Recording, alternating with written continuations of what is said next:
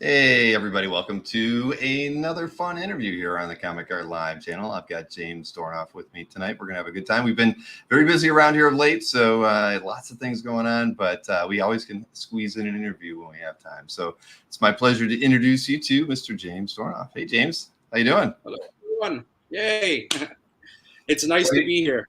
Yes, and you're wearing, X-Men attire, which is always good. I should have worn a couple of my X-Men shirts as well. We could have, yes, that's like vintage, man.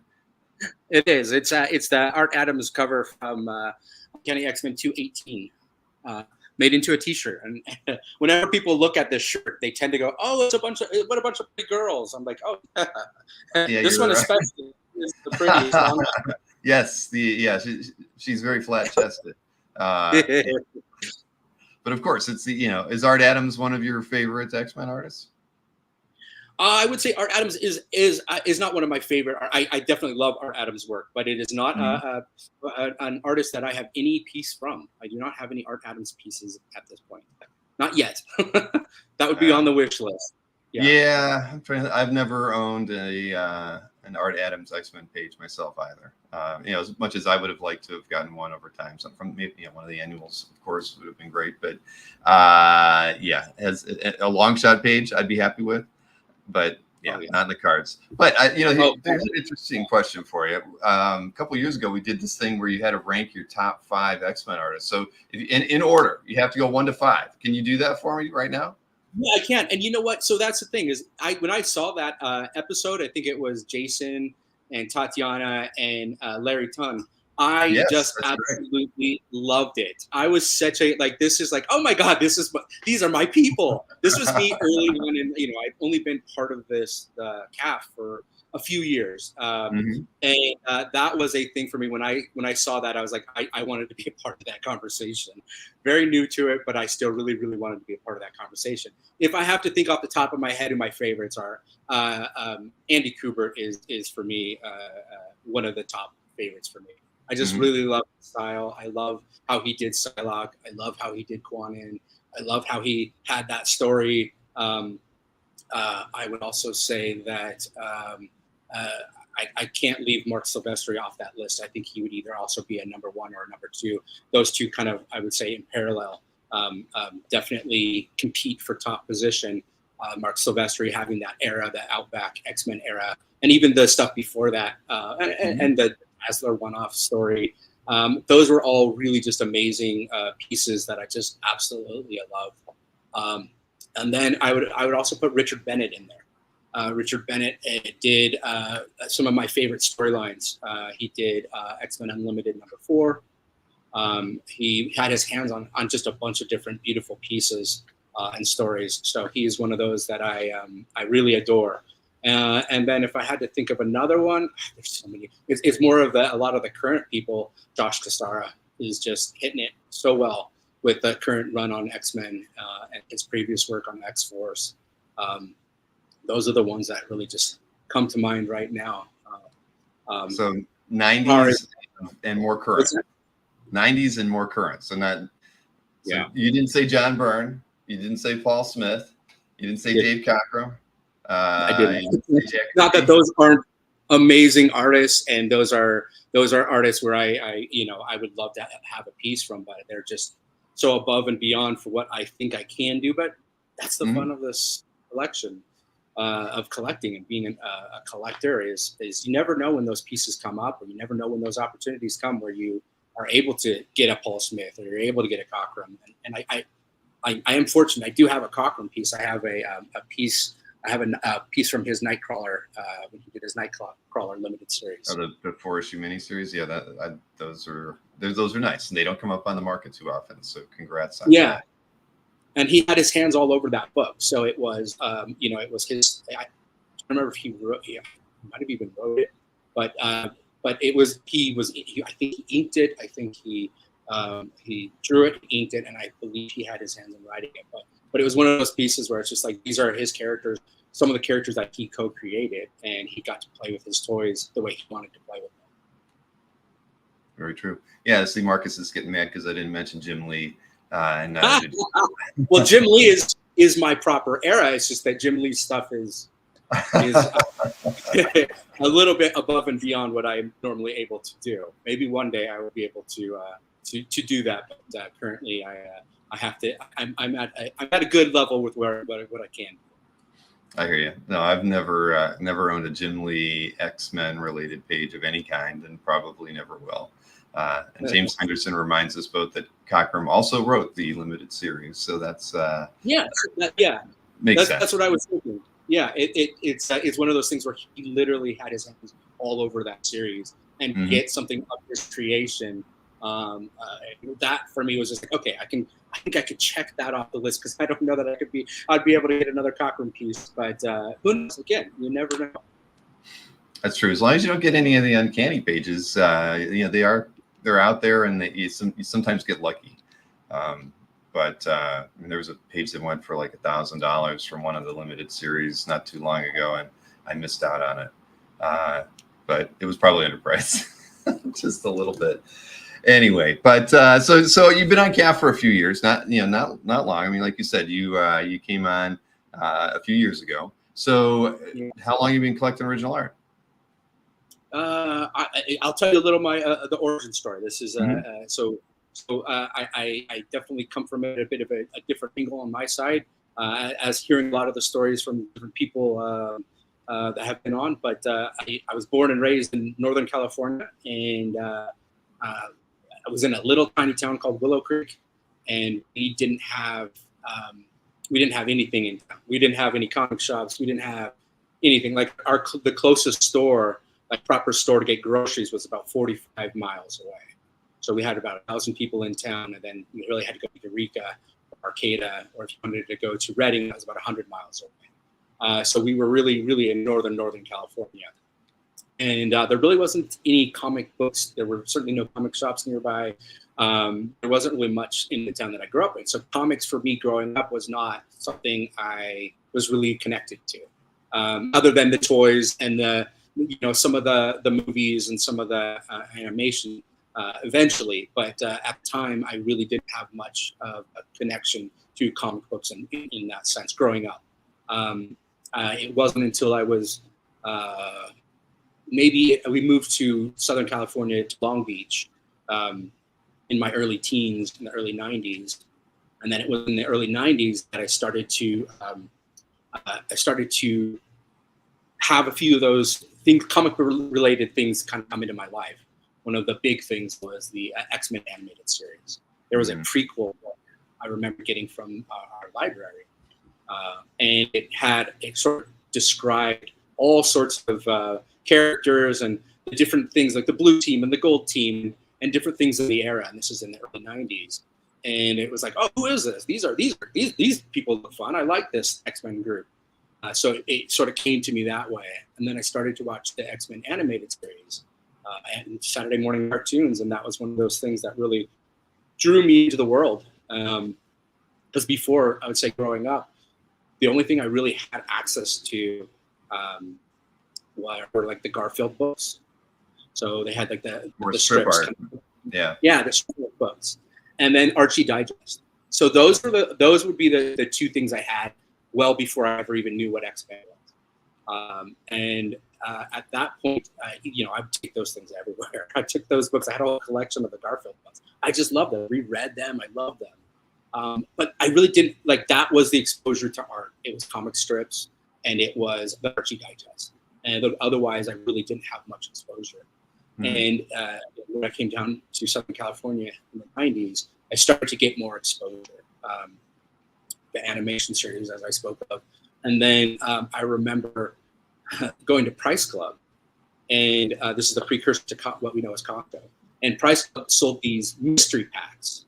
And these mystery packs had a whole bunch of books combined together. There was like the DC ones, and then there was the Marvel ones. And I just was gravitated more to the Marvel ones. And they had flashy covers on the front. And it would just be like, here's 20 books, or here's 10 books, or whatever it was.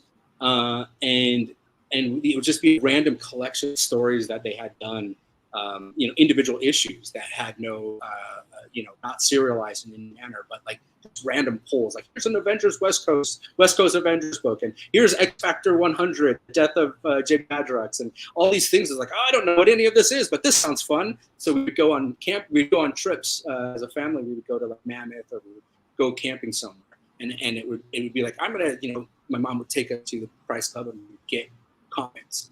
Or we would get, that's where I got my first real set of comics. I got the Price Club, and we would get that. And I would, it's so bad to think of it now, but I would get the books. I was a reader at the time, so I didn't bag and board them. I didn't even know what that was.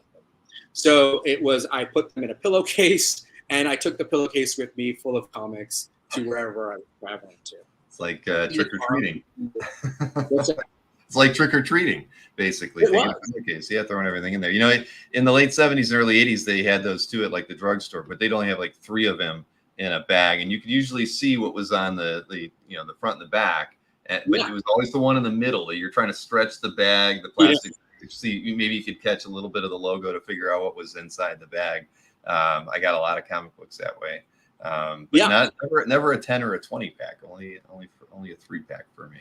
Yeah, it was fun, and I think in those packs, I think they did it in a way where there was different versions of them. There was one where it was stacked where you could really only see what was in the top and the back, so you only need 2 of the books, and that's, you can kind of judge through this massive pile that was at Price Club, and you'd go like, "Ooh, I know I like this one, and I like this one, so I'll get this because I know it has at least one X-Men book. This has at least one of these stories that looks kind of interesting." And so that's how I initially started getting comics. But again, not as a collector, more as a, like, this seems fun. This will be something fun to do on a trip. And then little by little, things started to come into my life. Again, the X-Men animated series certainly became a staple for us growing up and watching that and kind of really getting into the character.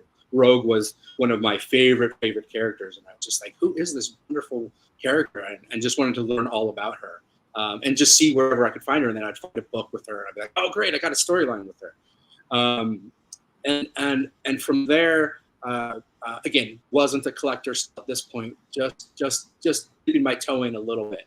And I remember my cousin Peter. He was more of a collector and a reader, and he ended up handing me, "Here's a book, X-Force #1," and it sort of started this whole. All right, let me start connecting these different things together, not knowing that there's a whole world of it. And before I forget, I remember one of the first books that really sold me on serialized comics, like the fact that their stories go in order, not just random one-offs, was the Death of Superman. Getting that, and then Funeral for a Friend, getting those trade paperbacks and seeing Bogdanov's art was just insane on the cover. And for me, that was one of those things where it was like, these are solid stories. Not only are they just like little pieces here, because again, I was so used to comic strip art, like the Garfield ones, where it's like 1 or 2 pages, or short stories from the Archie books. And then to see that this is like, oh no, these are long-lasting soap operas. And that's kind of how I started really getting into it. It's like, oh, these characters have a long line of storytelling, a long line of just things that have happened to them, as I have now called it, the superhero soap operas, which I love. Like, I am all about that. So then at that point, it would be in the early mid-90s, my mom then started to she thought it was a fun idea and took me, my brother, and 2 of our friends, Stephanie and Joanna. We went to Comic-Con San Diego, and I want to think it was maybe 1994, 1995 that we went there. And that blew my mind, because I had not really ever been to a convention at that point. And I was maybe 15 years old in 1995, 16. And again, not really a huge collector at this point, but very much starting to get into it, starting to get into the hobby, and just seeing the world at Comic-Con was overwhelming and wonderful and amazing. And at that point, it really sort of started my collection, and not necessarily art collection, but comic book collection. And with the comic book collection, it was definitely more X-Men, Marvel focused, mainly even just specifically X-Men and X-Family. focused.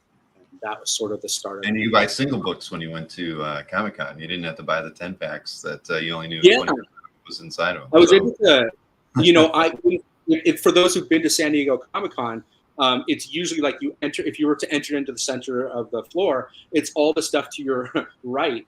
That is, I rarely ever went to the left side, which technically is where the artists were. Artists, and then like some of the other, they had artists, at least in the later years, that's where they put all the artist alley and people that were the dealers that were selling the art. So I rarely ever set foot to the left side. I always got in and went to the right so that I could go and start shuffling and going through the books and going through the different vendors that brought their comics from all over the United States and all over to sell. And I was one of those people who would just kind of go through and start building the collection.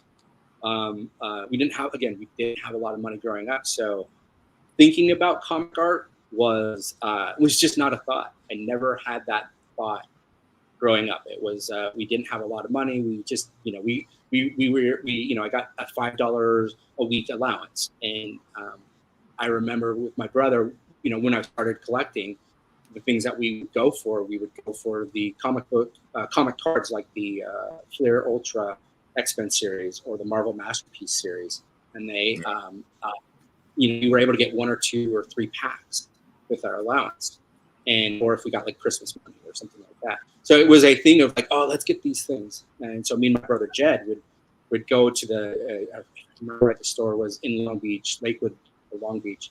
It's called Dave's Action Comics. No longer there anymore, but that was sort of the one where that became a local comic shop.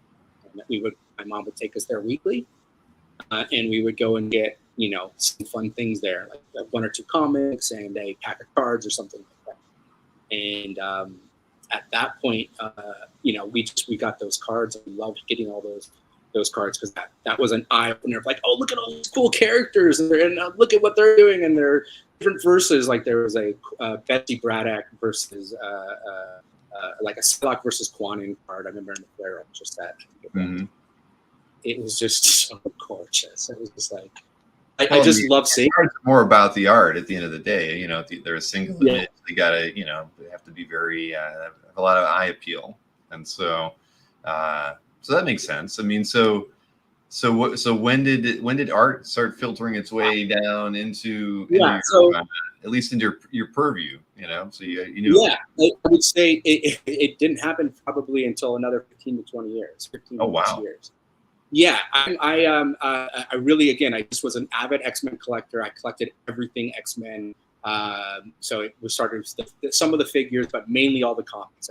And I would say even until about 5-6 years ago, I didn't have a single piece of art.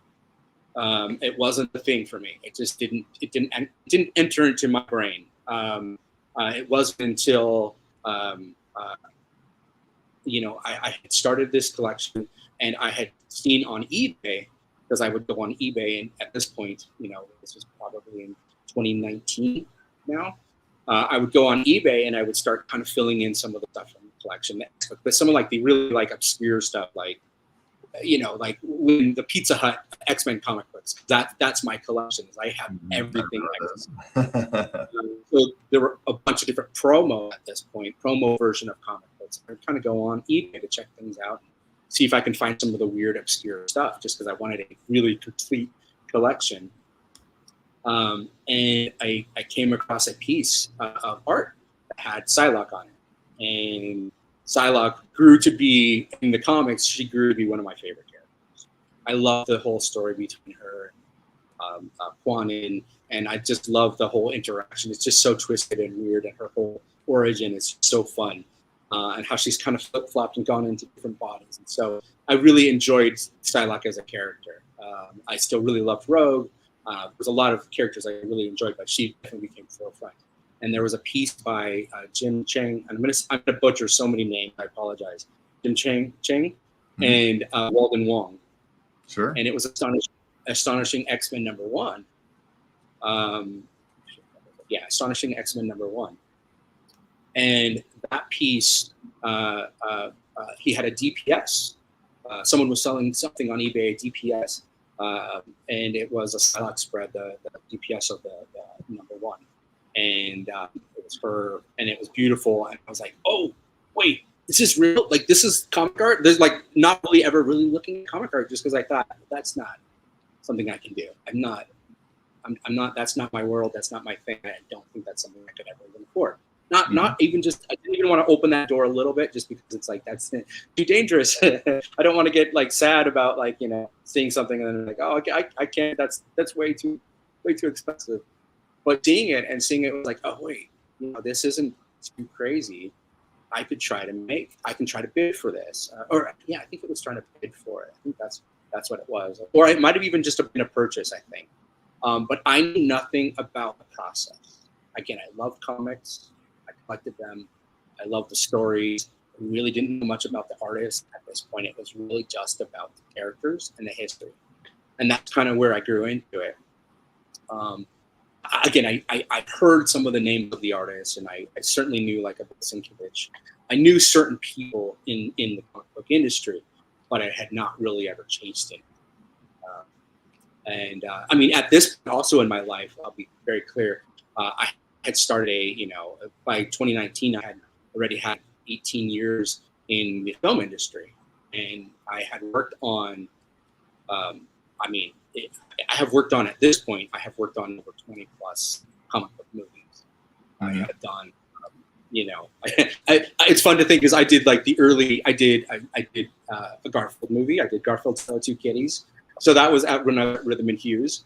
And that was like, oh, that's kind of fun. I worked on something that I really enjoyed watching or reading growing up. But I ended up working on a lot of DC projects.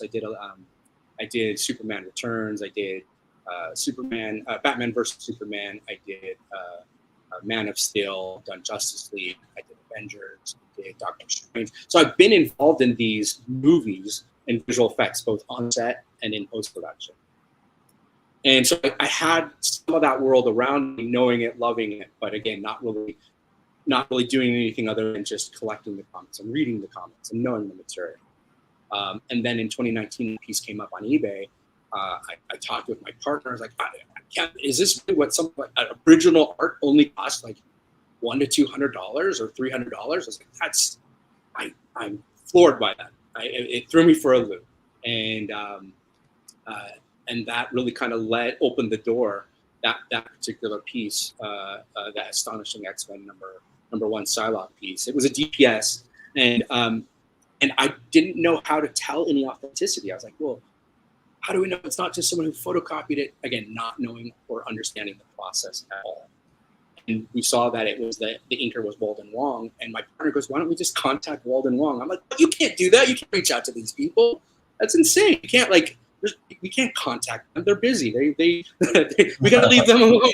We can't. They're not going to talk to people like us. He did. He was like, don't worry, it's fine. And so he's a lot calmer then. And we did. We reached out to him, and he responded. And I had a back and forth email conversation with both of them. It blew my mind. So you knew it was legit. Yeah, and I was able to with him. I was able to. So on that piece, and I think you have it. We'll see it later. There's stuff on the back, and he was able to talk about the stuff on the back. He's like, if it's real, it's going to have these photocopies, and then it's going to have Jim's some of his pencils underneath. And then I looked at it. I was like, oh my god, that's exactly what I see. I'm seeing that on the. So it made it a very real thing of like, I'm talking to the person who made this. And I was watching Walden Wong's instruction, like his videos. He did some really great tutorials and just kind of informing people what inkers do. I was just really starting to get into the process and seeing what people like him do. And it was a real fun, just a fun time to kind of learn the process and kind of understand it.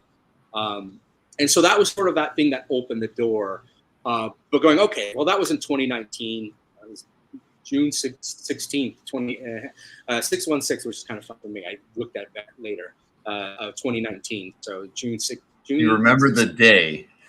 Well, I remember that. I can go back and remember the day I discovered. It's always fun to have that in the history of like my first real comic book art piece was June 16th, 2019, and it was from another piece of that story is to on eBay. It had some information like, oh, this person's name is Justin Washburn, and we saw that he. I hadn't really known about your site at this point, and we found him on your site, and then I joined your site technically in 2019. Never posting anything, but just joining it just so I can have a conversation with this guy, because I was like, hey, I think are you the one that's selling this piece? Found out he was, and I was like, oh, great, okay, I'm really interested in getting this piece. I contacted it, I legitimized it in whatever way I could. It is a piece that I would like to get, and getting it was great. It came as 2 different pages. Mm-hmm. So I again, early on in my posting career on CAF, I posted it, but I posted it as 2 separate pieces, not thinking, oh, I should put this DPS together and like sort of see it as a recreation. At some point now I will do that, but at the time I did put it as like, oh, here's page 2 and here's page 3, just because again they were not connected when they were sold to me. But that was my first piece. And then I would say, with work life and just life, I just like, okay, I got a comic, a piece of comic art, check that off the list in my life. Great, I'm good. And then, as you're on eBay. You thought it was all over at that point. I thought, I'm like, okay, I'm good. Right? Why would I want more? Like, yes, that was affordable, but that was a fluke. There's no way that would, I got my piece, I'm good to go. Mm-hmm. And then on eBay, and again, eBay was the only thing I knew. I didn't know about any of the auction sites. I didn't really know much about CAF. I didn't know anybody, any of the retailers, because at Comic-Con, which San Diego Comic-Con at that time was really the only one I really had ever really attended. When I was working, I did a few other ones, like Boston and in Utah, there was one I did there. But I never really went and talked with the artists. It was more about going and getting the comics. So I remember on eBay, a piece came up in June. Let's see, that would be in July of 2020, and it was the New Mutants preliminary cover by Rob Liefeld, number 87. So it's the first adult appearance of Cable, and I remember just growing up going, "Oh, that was such a great book," and here I am seeing a preliminary. I was floored. Again, I was like, this is a massive piece of history. I can't believe that something like that would even be sold. Why would anybody even get rid? Like, whoever had it before, why would they even think of getting rid of something like this? It threw me for a loop. And again, this is in 2020, where you guys have been doing comic, exchange and different things for quite a while. And for me, it just threw me off. I was like, why would someone even think of selling a piece like that? Whether that was an authentic, real one or not, I don't know. But the point being, it just threw me for a loop. I talked with my partner. I said, that was a book when I was even collecting comics. Getting number 87 was a feat. It was a thing at Comic-Con to get that book. It was like, oh my God, I secured because the only one I had in my collection at that time was a second printing. It was the gold version of that. And I wanted to get, and getting the first print version of New Mutants 87 was a bigger deal. It was more money, and it was like, okay, I'm investing a little bit in this. And then to see original art from that book threw me off. I just was like, this is insane. My brain went crazy. All the drugs and chemicals in the brain just went like, yes, let's make this happen. We know that feeling. Yeah, I've learned a lot from the people on your site to how to control that feeling. I've had a lot of help to control it. Yeah. Well, no, okay. I don't know what you mean, but so well, what did you do? Did you buy it? Yeah, so it was forbidden, and I think at the time when I found it, it was like only like $1,000, $1,200, and I was like, oh, this is like I think I could do that. Like let's try to make that work. And I talked to my partner, and it's like, okay, I know that knowing eBay at that time, I know it's not going to stay at that price, but maybe it's not far off that price. Let's see what happens. And I think it was on. It was on there for like maybe another week or less than a week at that point. And I was there, to the very end of bidding on it, and I was highest bidder until the very, very end. And it was like literally the last second I lost it by $100. But who knows how much higher I would have had to bid for it. But it went up to like $7,877. I remember bidding $77.77. And I was like, okay, great. But I was like thousands higher than what, it was like you in were the last $1,000 and you went up to 7,777. Yeah. I was like, okay, I actually end up with this. Like I had a number where I was comfortable, where we were comfortable. It's like, let's invest this much. And then I remember losing it. And I was like, no, I won't let this happen. Again, didn't know how this works really. I contacted the guy who sold it. I was like, hey, if the person who want it backs off, or if they don't want it, I want it. I just in case, please consider it. I got into a weird depression, to be honest. Afterwards, it was a loss, and it was all the endorphins and things that happened in my brain about how cool would it have been to have, such a monumental, and to be so close. Not really knowing how close I would have been, but at least only losing by $100. And it was one of those situations where it was a little it was really sad. It hurt. It hurt more than it should. And so my partner then said, okay, come out of it. Let's talk about this. If you were willing to spend that type of money on a piece like that, what else would you be willing to spend? What do you really want? I was like, oh, wow. Okay. That's a crazy thought. I had to think about what do I really want. Like I would love, some Psylocke origin stuff, or I worked on the New Mutants movie. I think that cover piece to the video shows me as in the fur coat that we used for Demon Bear on set of New Mutants. And I was like, I would love to have a New Mutants piece, like oh God. Yes. Yeah. So there you go. There's some New Mutant stuff.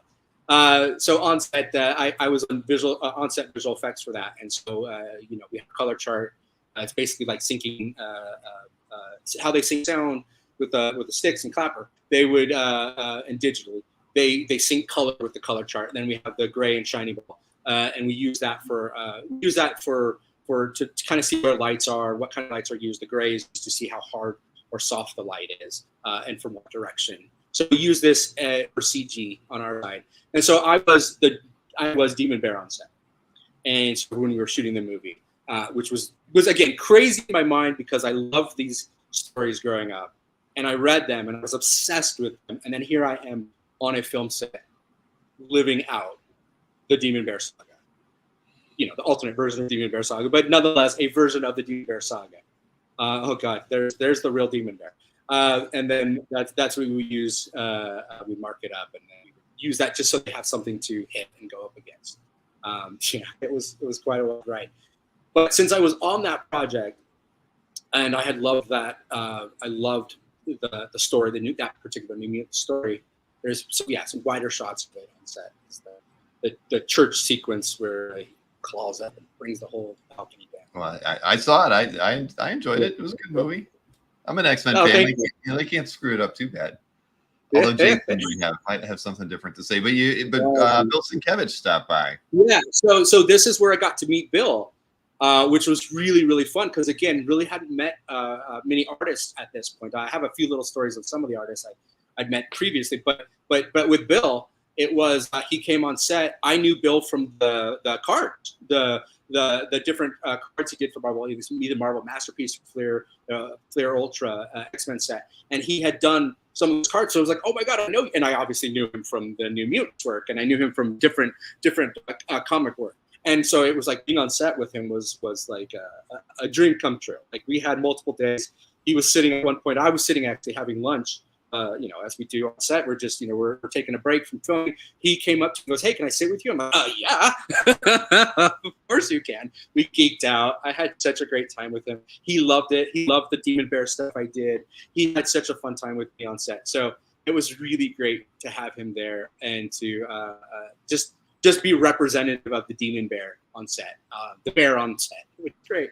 And I even had him sign some books while I was there. This is again well before. Here you go. This is well before. And funny enough, the one that you can see is New Mutants number 20, I believe, Badlands. And that is ultimately I ultimately got a page from that book. But it's funny to think like here it is years before. This is in 2017. Even though the movie didn't come out until 2020, we shot this in 2017. and there was always something that delayed it. It was more, at the time when New Mutants was being made, Fox was transferring everything back over to Disney. Even when we filmed this movie, we filmed it in different ways. We did scenes that were a little more rated R and scenes that were proper Disney friendly. So there was definitely the version that everybody saw is not necessarily the best version, but is a good version. Yeah, there you go. So there you can see while I was there, I had him sign those books.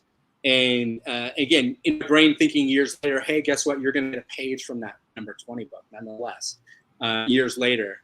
And so kind of coming back to where I was. So after I had the pandemic hit, now we're in 2020. I had just finished a project called Penny Dreadful City of Angels. And we were sort of like, literally we wrapped in the end of March. And it became okay, everybody, we're stopping everything.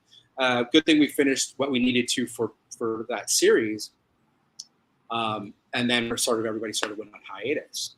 And when we went on hiatus, it became all right, well, what can I do with my time? Oh my gosh, I'm gonna look at things online, and I'm gonna look at eBay. And so that kind of led me to trying to get that prelim cover for New Mutants. And then when I lost that, my partner kind of being a good bug in my ear saying, hey, go after things that you really, really want. And so then I was like, oh, I remember there was the CAF site. So in 2020, I then sort of became all right, let's get back on there.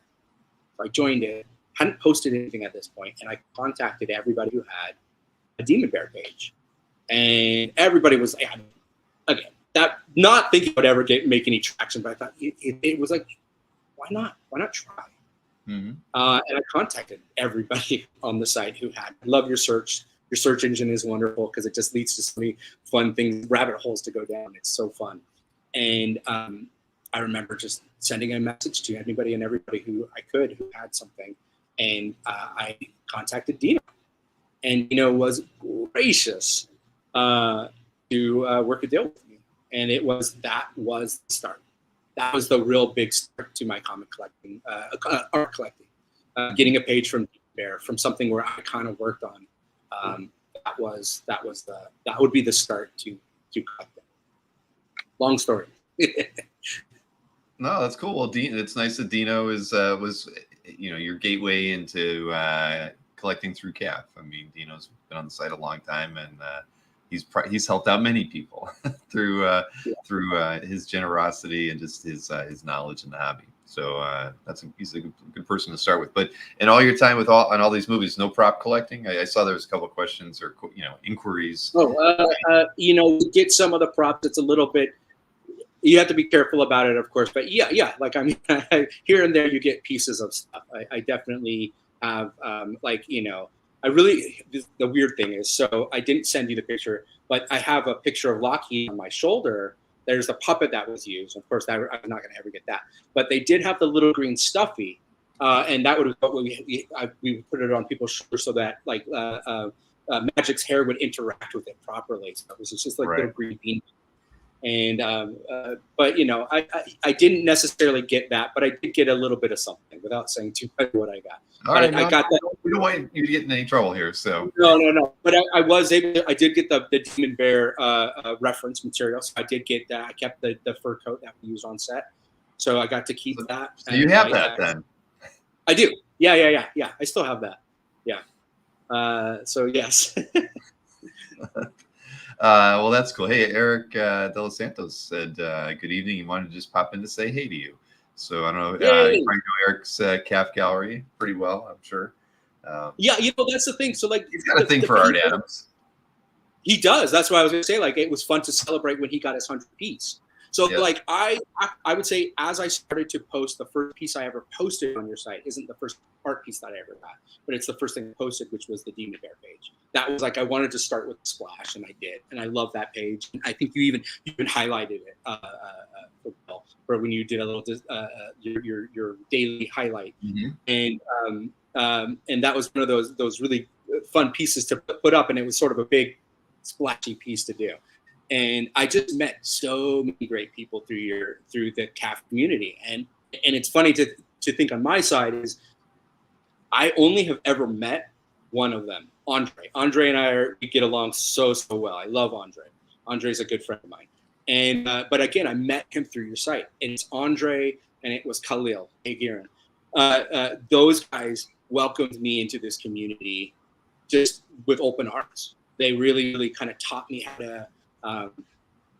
They really just, I want to say trained me, but they really kind of taught me about, you're going to be in the excited phase. You're just starting to buy art, and you're going to want to buy it all.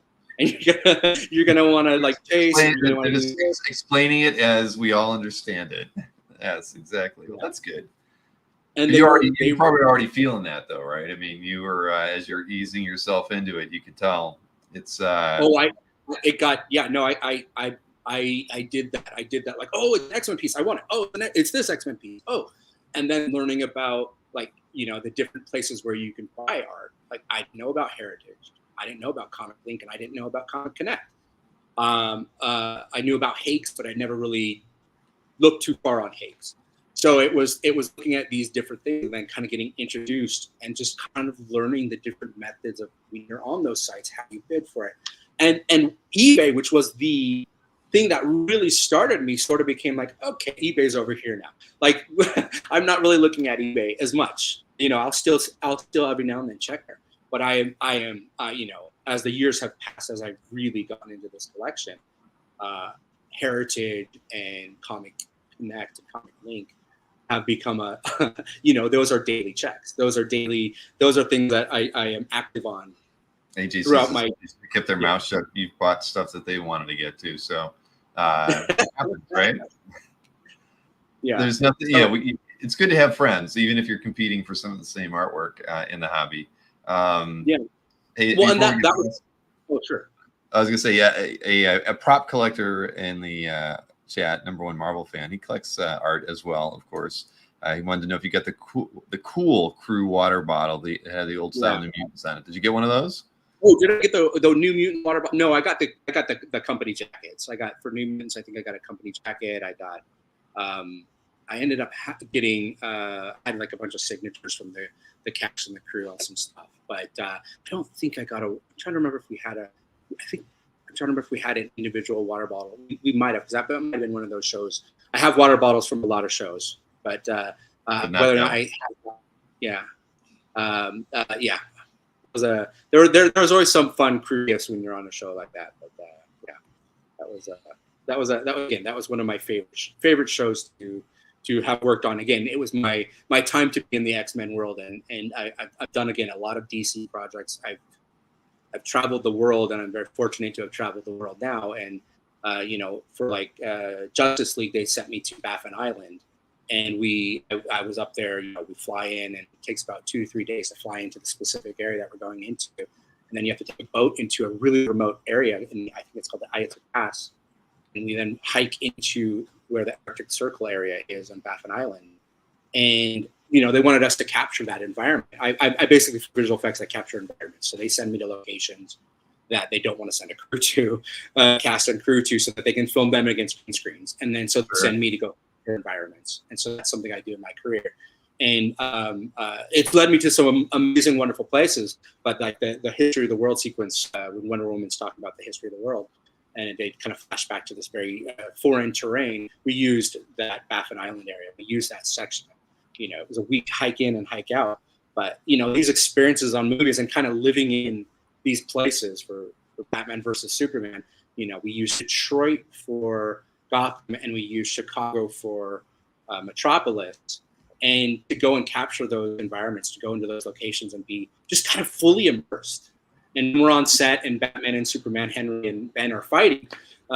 Just to be fully immersed into this and just like, I'm living in a comic book world. Like everything I'm doing is comic book related, and it's such a fun thing to do in my career. I remember we even sort of replicated in its own way that death of Superman when they lower his body after he gets impaled. Spoiler alert, sorry. And they lower his body and then they cradle him. There was a lot of like, we want this rocky structure to look a lot like that Dornoff cover. And I was like, in my brain, I'm like, that was the book that got me into comics. Like that was one of those serialized books that I read and just was like, I'm now living this experience. Yeah. Well, a couple of people you just mentioned were in the chat as well. Dino joined Hey, late, but wanted to say hey, and Khalil is here too. He's cooking yeah. dinner. So Khalil, Dino, Andre, Dan T, Jason. I'm again bad with names. Jason D. Like these guys have been really wonderful people. Eric, Eric DLS. He does the longest posts, and I try to rival that. Like every time I post, I'm really you want to write as much as Eric. Yeah, you got your work cut out for you then. I do. I don't know if I want to write as much. I just end up writing long, long pieces of like, here's why I like this piece. We're actually working on the app, and every time I run into a piece of Eric's, it shows me why. We're going to end up having an EDLS rule on the app, I'm sure, because he writes so much that.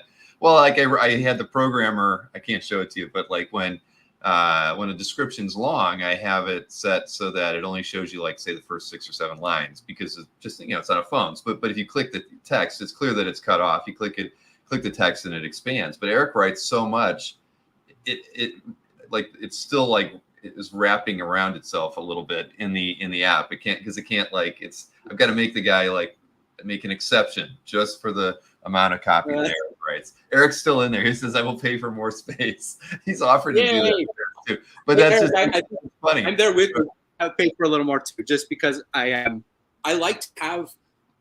I look at this as sort of a little bit of a legacy. My partner has mentioned you write so much on these pieces. You write kind of like where you might have purchased it from. Like that's some of the data that may or may not be public.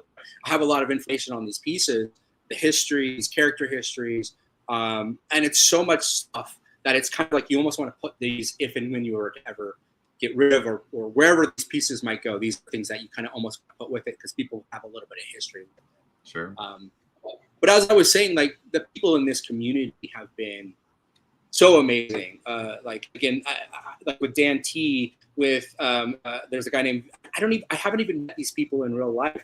I only know some of them by their screen names, like BZA, which is Victor, I think, and again James S. These guys have been so welcoming to me, and to see the things that they post and just like talk about the different things that they like. And then the one thing that I sort of really, whether or not it's the dealers might not like me for this as much, but I'm very, very open with when I'm looking for a piece, so that I'm not outbidding. We're not outbidding each other. I will often keep a communication with these guys to say, hey, if you want this, you call out this piece, I'm backing away. And so like usually when there's big pieces coming up, I tend to do a check with certain people. But it's really kind of helped to someone in my level be able to collect it out without it exploding. So that was I don't think you heard the dealers on that. Typically, on the major auction houses, you're more or less hurting another collector by doing that. But it is how everything works, right? It's just how. If you've got a friend, if a dealer has a friend who's another dealer, I mean, they'll talk about pieces. I mean, collectors do it all the time. It's no secret. But by and large, it's not dealers that are consigning the artwork to the auction houses, and more or less that you're actually helping the dealers, because if you're limiting the competition on a particular piece, they are the ones who might be the one outbidding you versus another collector. Yeah. But I digress. It's something that I think about a lot, because you hear about those things, and it's just how it goes. But the one thing we always talk about here, it's those friendships that allow you to get those pieces. When you say, I'm going after this one, and they know that on the next piece that they want, you'll step back on. It is so surprising how just welcome it is in the people in the community, where it is absolutely perfect. Jason, perfect point, right? Like it's so surprising to be like, like, oh no, people are like, oh no, it's Curtis. Oh, you said it. You're good. We're good. You can have it. You called it out first. And that for me has always been a like, wow, it just speaks to the type of people in this community. Oh yeah. We're all in it, and we all love it, and we all love to share it. And I love to share it on the site. I'm always surprised when someone can sell a piece, because I'm not there yet. I haven't graduated to that level yet. Where it's a process. I'm always like, if I got a piece, it's because yes, exactly. We'll all go broke together. If I purchase a piece or I got a piece, it's hard for me to think of letting any of that go, because I usually get pieces I'm pretty connected to, except that X-Men is huge with how many different things that they have, and for as long running as it's been. Exactly. No, I get it. I totally get it.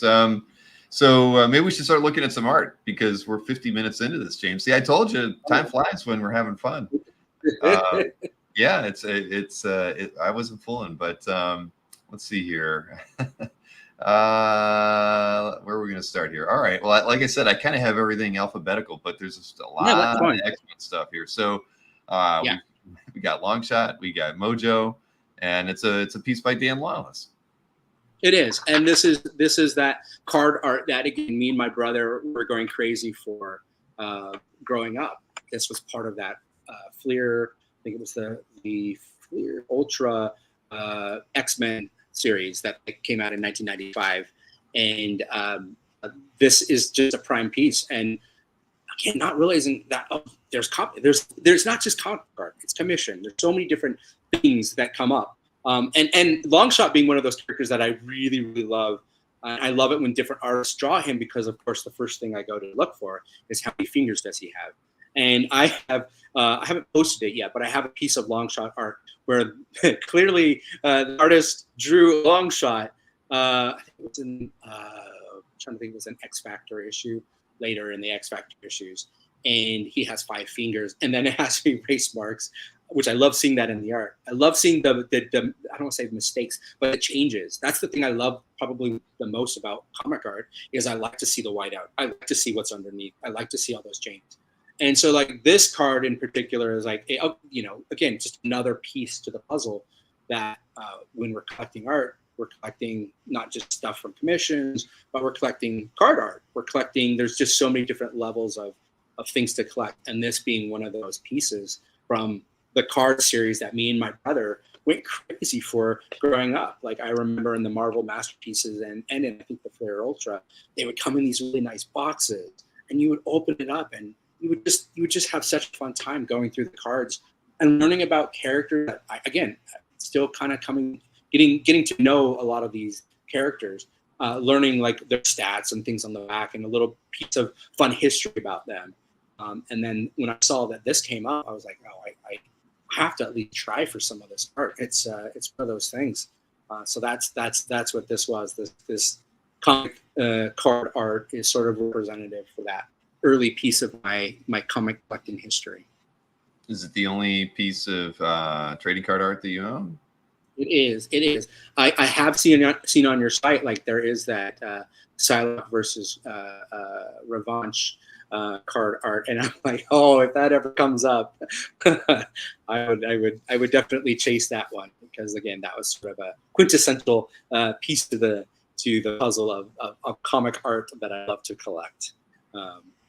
Yeah, and another one I think that I've seen, and I think BZA, I'm not sure actually, I'm trying to remember who has it. Maybe Mark Scott Quinn too.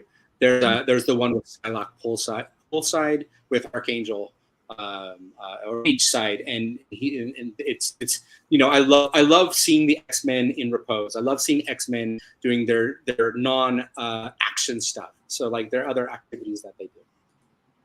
I know you've got one of the best non-fighting hanging around the X-Mansion pages that exists out there, as far as I'm concerned. I'll say it when we see it, but that's cool. But and before we start looking at a lot more X-Men art, I remember, and it was kind of tongue in cheek, but I saw Marcus mention, do you own any strip art? Meaning, because that was something that you grew up on, like the the Garfield stuff, or Archie. You mentioned. I mean, have you ever picked up something just to say, I now own a piece of strip art, even if it was a Garfield? Yeah, I think I haven't. I started to chase a little. I don't want to say chase, but there were a few things that I have started to look. I haven't really chased much, but I would like to get a Garfield piece of strip art, just because that was one of those things I grew up on. But I do not have. The only thing I really have is Buzz. I'm blanking. I don't know why I just blinked out. But when you purchase from Anthony, he puts in a few little extra things. Yes. And that was what. So I have those. Not necessarily something I'm all that familiar with, but enjoyed looking at them. but I have not really stretched on a lot of the comic strip art. Not at this point. There's plenty more X-Men art to buy. Yeah, before you do. But if you go into Garfield art, I don't know a lot about the strip art, but I know it's like you have to buy like from the first, what is it, year and a half or 2 years of the Garfield strips, because after that, he just had staff members and he made it. Oh, is that right? See, I love that. You'd have to just make sure you research it, because it was something like maybe it's the first 18 months of the strip where you can guarantee that he worked on it. After that, it's all kind of hit or miss, and that goes on forever and ever. Somebody in the chat probably knows. But even then, it would be fine, because it would be a piece that I would, let's say, be a little reminiscent of. So it would be like, right. I would be okay with that, just because it's like, I remember reading that specific thing from, I've got a Garfield strip. I bought one off of Berkey like a couple years ago where he's swatting spiders with a newspaper, right? I mean, you see that stuff in it, you're immediately taken back to your youth, I feel so. And I don't even know what year, it falls in it. And it, like you just said, I don't even care. I've got a Garfield strip. That's the way I look at it. And it's a fun one, right? So anyway, cool. Well, we can get back to the X-Men art, but there you go. Thank you, Marcus, for that diversion. Let's see, and I know this next one, it's like a prelim we're gonna look at first, and then we have the full piece. So we have a prelim here, and this is a prelim to this piece right here. Yeah. So this is the Astonishing X-Men piece. This is the page that kind of started me in my collection. And this is that piece that I got in 2019, June 16th, 2019. And that had it's Walden Wong's inks and Jim's pencils. And on the back you can kind of see that was that prelim, that was that stuff that is basically glued to the back, and you can see some of the pencil art. That was sort of how you can he was like, if it has that was what we were working with. That was, and I was like, oh, it does. So it kind of made it very clear, like, oh, I am getting a proper piece. Again, not understanding the process at this point. But really, really, like, just absolutely beautiful art. And I recently saw him for the first time, because it isn't until, I would say, these last 2 years, maybe even just this last year, that because I don't know if I went to Comic-Con. I don't remember if Comic-Con was even open for 2022. It may or may not have been. It might have been a smaller year that year. But I remember last year going to Comic-Con and now going to Artist Alley. So it might have been in the last 2 years.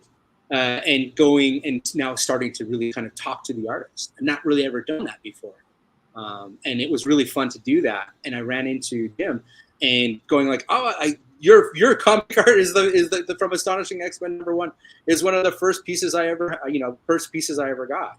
And again, just having that wonderful back and forth with Walden Wong, which really made this process of just collecting art so fun. She's gorgeous. It's a beautiful piece from Sila. It's a fun start relaunch on an X title. It was such a fun set of characters. So that was a thing for me that really made collecting fun. Yeah, no, well, you get that connection from the from the get-go, by talking to Walden about it to make sure it was legit and everything. And no, I think that's fantastic. I don't think I definitely did not do start things that way. I don't really remember when I spoke to my first artist, as an art collector, but I'll have to ponder that while we look at the next slide here. Yeah. Now this one's all pencils, but it's beautiful. Yeah. So Olivia Koipel's art, and again, there's that connection you make with people in this community. And I had from a friend heard that Jason was going to let this piece go, because again, people want to save up for certain pieces. He says he misses it. Yes, and this was one of those pieces where, for me, reading the books, this was a huge history piece, and it's gorgeous art. And to get that piece where Cyclops basically kills his father figure is a huge piece for me. It's just absolutely gorgeous art by Koipel. I love his emotions, the way he draws his characters, and to get this again, just to get this capture this little moment where where he does this is super intense for me, and it was one of those things. It's like it was such a great piece, and Jason letting it go was really wonderful, and Jason treated me with so much respect and kindness, again, in figuring out a price that would work, and we made a deal, and it was just like I just in awe. Like usually when I get a piece like this and it's shipping, I'm like I just want to be glued at home, whether I can or can't, because it's like, oh, I think it's coming. It's gonna be there's a FedEx package coming. I want to be home. I don't want to miss this piece. I'm like I'll be thinking about it all the time, and just to secure it, because it's such a big piece of history.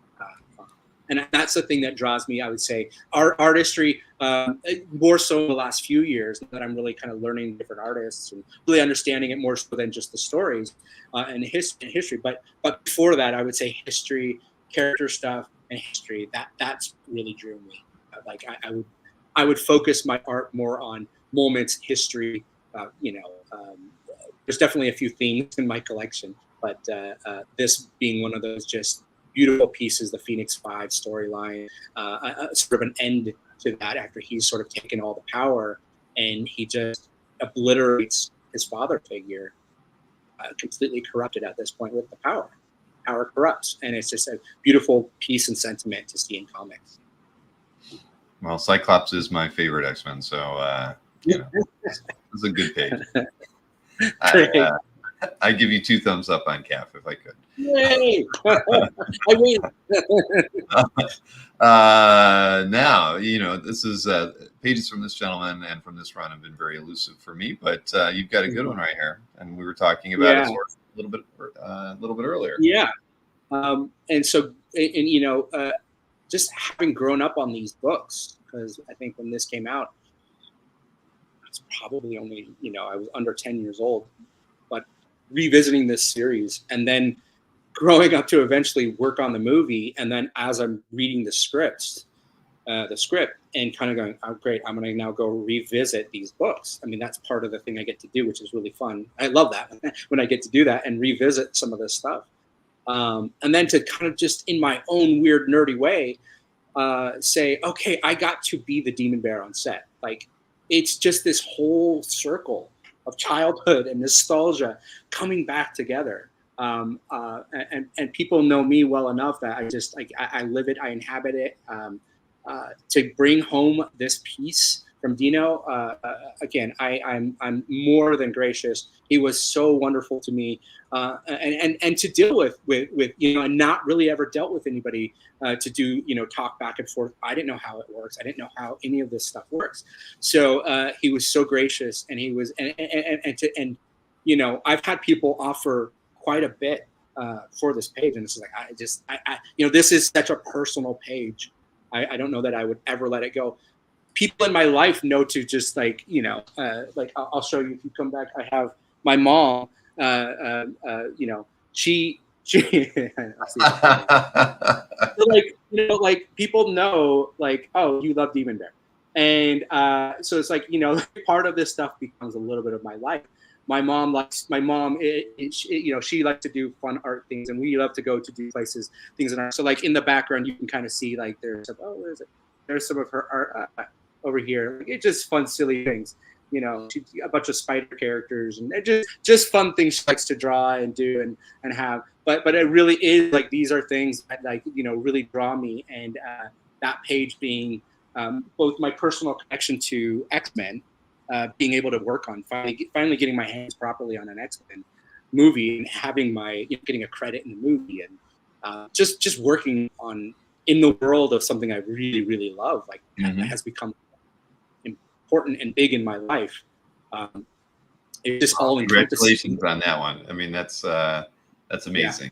Yeah. And that again, a connection with Dino there to pick up something like that. That's and it was a connection. Yeah, and a connection with Bill. Like I really enjoyed my time on set with him, getting to hang out and talk with him. And when I see him at cons, I'm like, oh, hey Bill, I'm your Demon Bear. I'm out of costume, but I'm your Demon Bear from set or whatever. And I go to con and I say that. It's just so fun, and having had him sign that number 20 book in person. Hey James, it's great to meet you. And just knowing like, I love, again, I'm very fortunate to travel the world for when I'm working, and I'll go to different comic shops and I'll pull out those books and go, I just do a little weird geeky thing. I don't know if it's proper to do it, but I'll look at those, I'll pull out those books and go, I have a page from the book. I grew up in a trailer in Northern California. We had, we had government peanut butter, government bread. We had barely anything, like a big deal for us. When I was really younger, it's like getting a thing of soda, and we'd have that last for a week, whatever it was. It's like, it was very, very little growing up. And then to now be 40, from there, 3+ years later, I have a page from this book. And I love going into comic shops and like looking at the different ones on the wall. I'm like, oh, page from that one, page from that one. It's just this thing inside of me. Like, if you could have told the kid inside years later, you'll get more involved in this world. And here I am. No, it's cool. If you say it out loud, though, I don't know if anybody in the comic book shop will be like, "Oh, that's really cool, man." But there aren't enough. The comic book collectors outnumber the comic art collectors. Probably like 50 to 1. But no, I get it. I totally, I understand the feeling. Definitely, because nostalgia is a big part of I think our hobby, and just having the opportunity to own. And it seems for you, I mean, key pages are important to you.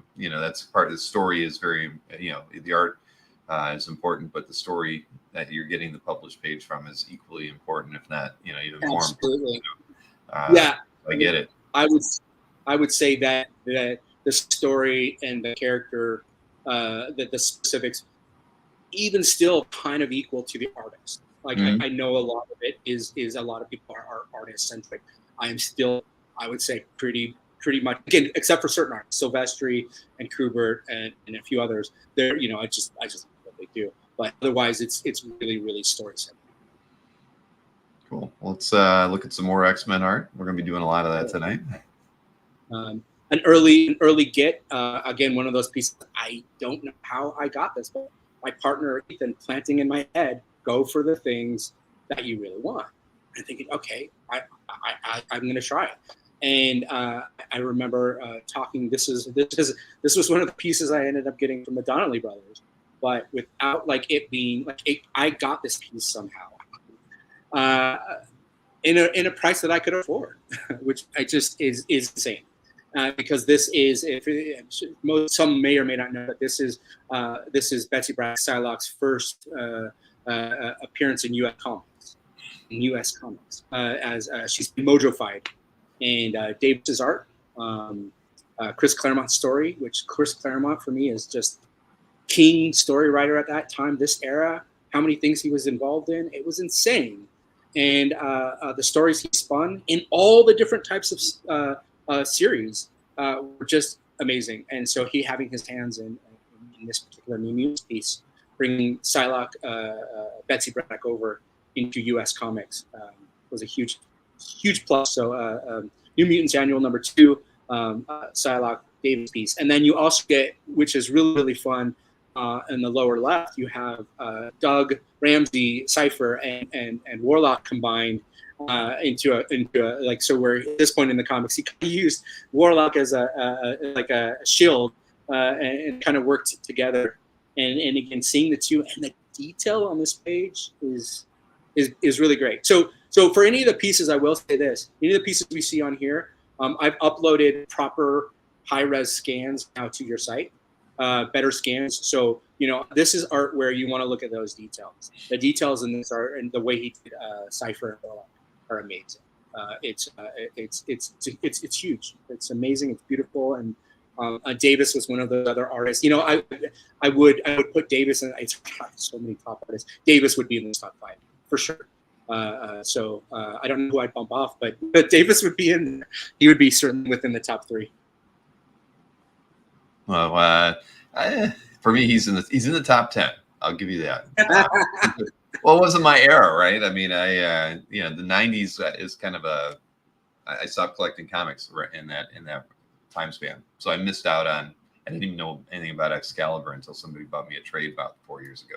I mean, I knew about the book. I never read it though. I didn't know anything about it. So yes, so everybody, so it's always fun. I've gotten several trades that way because it's from that era all the time. The 90s are a missing time period, but with Uncanny, at least I went back and of course got all the Sylvester books, and I mean, because I love the X-Men, so I had to fill in that gap, in my collecting period. So, so at least I at least the main book I kind of kept up with, but no, that's cool. And I saw, people do deals with the Donnellys all the time. It's not impossible, everybody. We do. It does happen, and it happens more frequently than you think. It's just sometimes, and they're maybe it's in their older age too. They're kind of like changing a little bit. We might even be able to get them on the channel sometime to do an art drop or something. You just never know what could happen. You never know. At some point, some of those pieces might go somewhere. So that piece landing in my lap. And at the time, I basically did a deal for 3 pieces. It was that piece. It was a piece. I think it might still be coming up. Uncanny X-Men 213, where you get Spock's butterfly mask effect for the first time in comics, or near the first time in comics. Yeah. So, and I got that, and then I got the Davis returning to the X-Men in 455, where again, Psylocke being that character that I just really love. Sure. Where she comes back, they find out that she is still she comes back from death in that one. So I got a page for that as well. So it was sort of a triple Alan Davis run. So that was a big deal. Love the chat. Let's keep looking at some artwork here, because it's still going to be X-Men themed here. What do we got next? All right, so here we got Powers of X. Let me see. Powers of X number 5 variant cover, and this is by Mike Huddleston. Mike Huddleston in conjunction with Jonathan Hickman. So this is sort of my representative piece for that Hickman era. This is more recent in comics, but when Hickman came back and sort of did a little bit of a relaunch with House of X and Powers of X, Powers of 10. This relaunch was it was a lot of fun. The X-Men books for me in the 2000s and the 2010s, and it lost some of its. There was some stuff here and there, like Avengers versus X-Men was fun to read. There was definitely some really great storylines, but this brought back X-Men to a better cohesive book. It brought a world where, some people loved it, some didn't. I loved it. The Krakoa era. We brought the X-Men back to Krakoa, and we put them all on there, and we kind of created this world for the X-Men to play with. And so this was one of the covers.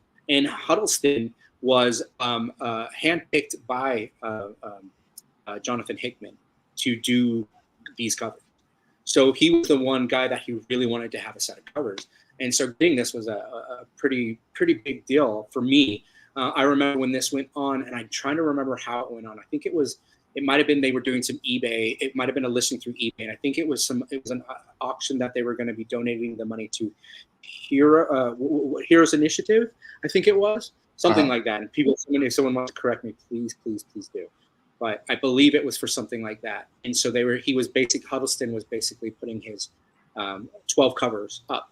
And I, of course, only found out about this toward the end. Otherwise, I probably would have been on all of them. He was one of my favorite cover artists for the series. Every time a Huddleston cover came out, when these books were coming out, it was one of my favorite covers for the book. And to get this one was great because Apocalypse definitely plays a big story point in kind of coming back and being with the X-Men in some fashion, and Apocalypse in Savage Land, which is again just really a fun little piece. I feel like it's a little bit of this. He does a little bit, and please people correct me. I'm really still learning a lot. But Mike Mignola, there's this Mike Mignola feel to Apocalypse. He's got this tiny head. He's got like this big bulky body. So there's a little bit of a feel to that. And when I saw this, I was just like, oh, I have to go to this. And I think I remember I was working when a lot of these were going. I was working on, I think it was the time I was working on Penny Dreadful, and I was on set. So I remember that I was very fortunate that my partner was the one doing some bidding and purchasing for this. And I was like, I think I remember like in between shots, I remember being at a gravesite. This is bad, but I remember as we're trying to do, like, we're doing shots, and I'm like, I would go over to my phone and I would check. I'd be like, did we get it? Did we get it? And it was it was a lot of back and forth, and like just kind of see, did we end up, did I end up getting some of these pieces when I was bidding on them? And I just like it's like comic collecting had started to invade my life, even your work life. yeah, definitely. It would very much be a like, let's see, did we end up getting anything? And those pieces, because I ended up getting a few of the covers. Those pieces, I think were really kind of early on in my collection, very early on. And now that I think about it, in getting them and kind of just seeing the beautiful art and kind of connecting with Huddleston as well. He saw that I ended up getting a few of the pieces over a period of time, and he included some extras, and he included a nice like little letter with it, and it was a really nice moment to be like, oh, this is again one of these creators writing me and thanking me for doing the donations, doing the things that we were doing, and but again, really early in my collecting career, not really realizing like you can have relationships, you can have connections with these creators. Learning that later. Well, here's let's see. This is the Uncanny page from 151, right? This is James Sherman for X-Men 151, and this was one of those ones when I saw this one.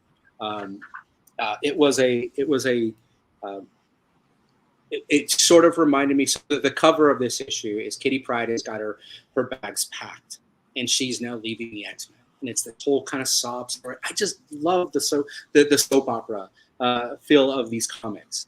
And it's like, oh, why is Kitty leaving? And so growing up, it was one of those books, and seeing that, I remember getting some money from my aunt, and I'd see her for the holidays, come down to Southern California, or we were already actually in Southern California at this point. And she would give us a little bit of money, and we would go to a comic shop. She took me to a comic shop before I was ever an avid collector. And I remember seeing, going in the back issues and seeing issue 151, and just having that issue sort of be one of the standout issues. Where I'm like, why? Let's read. Why is she so sad? Why is she leaving? Why is she quitting the X-Men? What happened? And and then years later, seeing a page for this book coming up, I have to. Like it's reminiscence of the great gift my Aunt Grace gave us to really kind of start our collection. It was one of those things one of the seeds that was planted in my youth that really made me want to learn more about the X-Men characters and start collecting. And James Sherman in this particular book does such an excellent job. Again, Claremont writing. This is one of those pieces where I just love that middle panel, this topsy-turvy perspective switch. So again, those that don't necessarily know the story, Emma Frost has very recently been introduced to the comics at this point, and she sort of does a mind body swap with Storm, and so she invades. And so this is actually Emma Frost in control of Storm and having a play with her powers. So Storm has just recently dropped off Kitty Pryde to Emma Frost in their school, and she is now they've kind of switched, where Emma Frost is now taken over the body of Storm to go and have fun, and she just goes crazy with the powers, and it's such a fun piece of art from that book. I just love the perspective. I love the freeness and playfulness with a character like Storm, who is really often known to be very controlled. That's her thing. It's like she has a lot to have. She has to control the elements, keep her emotions under protected, because if she doesn't, the world could go crazy with a storm and effects and elements. And here she is kind of letting loose. Here she is in the body of Storm and kind of forcing Storm to let loose with her powers. And you kind of see that with this. And it's just a fun panel to panel to panel play, and it was and from a book that again really kind of rang in my brain early on of something I really wanted to. It's a very cinematic kind of design, you know. I think, which most comic pages are, right? I mean, I think the best illustrators are great, you know, changing perspectives and just playing with the narrative in a visual way, right? So I do actually own the last page to X-Men 150. I don't know how I forget about that one. Yeah, so the last page to 150 where Kitty pretends to use the Force and raise the Blackbird out of the out of the ocean, and it turns out Colossus has the the plane on his back, and so they toss her in the water or whatever. But yes, those are awesome. That's an awesome period in for X-Men comics, that's for sure. Yeah, that's a cool page though. You don't see too many pages from 151 come up too often. Yeah, no, that's neat. But now this next one, yeah, Marcus is gonna like this one a lot. But this is yes, okay. I know the story, and I love it. So again, this is my John Romita Jr. piece. My life is all over the place, and this is just one of those pieces that it's just so fun. I look at Callisto and I see Ziggy Stardust from David Bowie. I think on the site, I think I even posted a picture of that, where he's got a patch. It's there. It's he looks so much like this. So and you get Professor in such an odd position. Just odd, not odd clothing. It's clothing. It's leather. It's his leather outfit, leather gear, and it's so fun. But the dialogue in this one was the thing where I had to get it. It's just like, good grief, woman, what have you done? Like, what have you done to me? It's just so fun, and so this was a piece when it came up. I'm like, I have to try for something like this, and it's sort of that representative piece for John Romita Jr. Again, another of those artists I would again put in my top 5. So if I were to take out Cassara and Asrar, I'll put in Davis and John Romita Jr. because the work that they did in that era, again, that was an era I loved and revisited and have revisited over and over again. The art from that era is just amazing. You get the introduction of Nimrod. You get some wonderful storytelling with Rogue. I mean, Rogue is in the back and forth stuff. Rogue is amazing. Colossus. That storytelling in that book, that Claremont combination with these artists were just amazing. And this also kind of being because it's Uncanny X-Men, if I remember, 193, which was the quote unquote 100th celebratory issue of Claremont in X-Men. So getting a page from that book was also kind of just like, oh, that's so great. This amazing writer and the work that he did with X-Men and getting one of his celebratory issue pages. So this one had a lot for me. The art is amazing. The leather is just fun. It's just, and the writing is, again, it's just amazing. It's such a fun piece, and I love Callisto's look. I love that top right panel. It's probably one of my favorite panels. And then the bottom left is just amazing. The dialogue and the look. It is, yeah. It was shocking for all of us, I think, when we turned the page and saw that for the first time. Yeah, no, that's awesome. And yeah, plenty of bricks on that one. Yeah, bricks for days on this page. Yeah, a lot of work. Man, let's see here. What do we got next? Well. Alan Davis again. Davis, yeah. And so this was in combination, getting this page in combination with the first appearance of T in U.S. Comics, the New Mutants Annual 2. This was Psylocke joining the X-Men. So it's, again, kind of keep getting more and more pieces from the books. This book being a monumental history piece.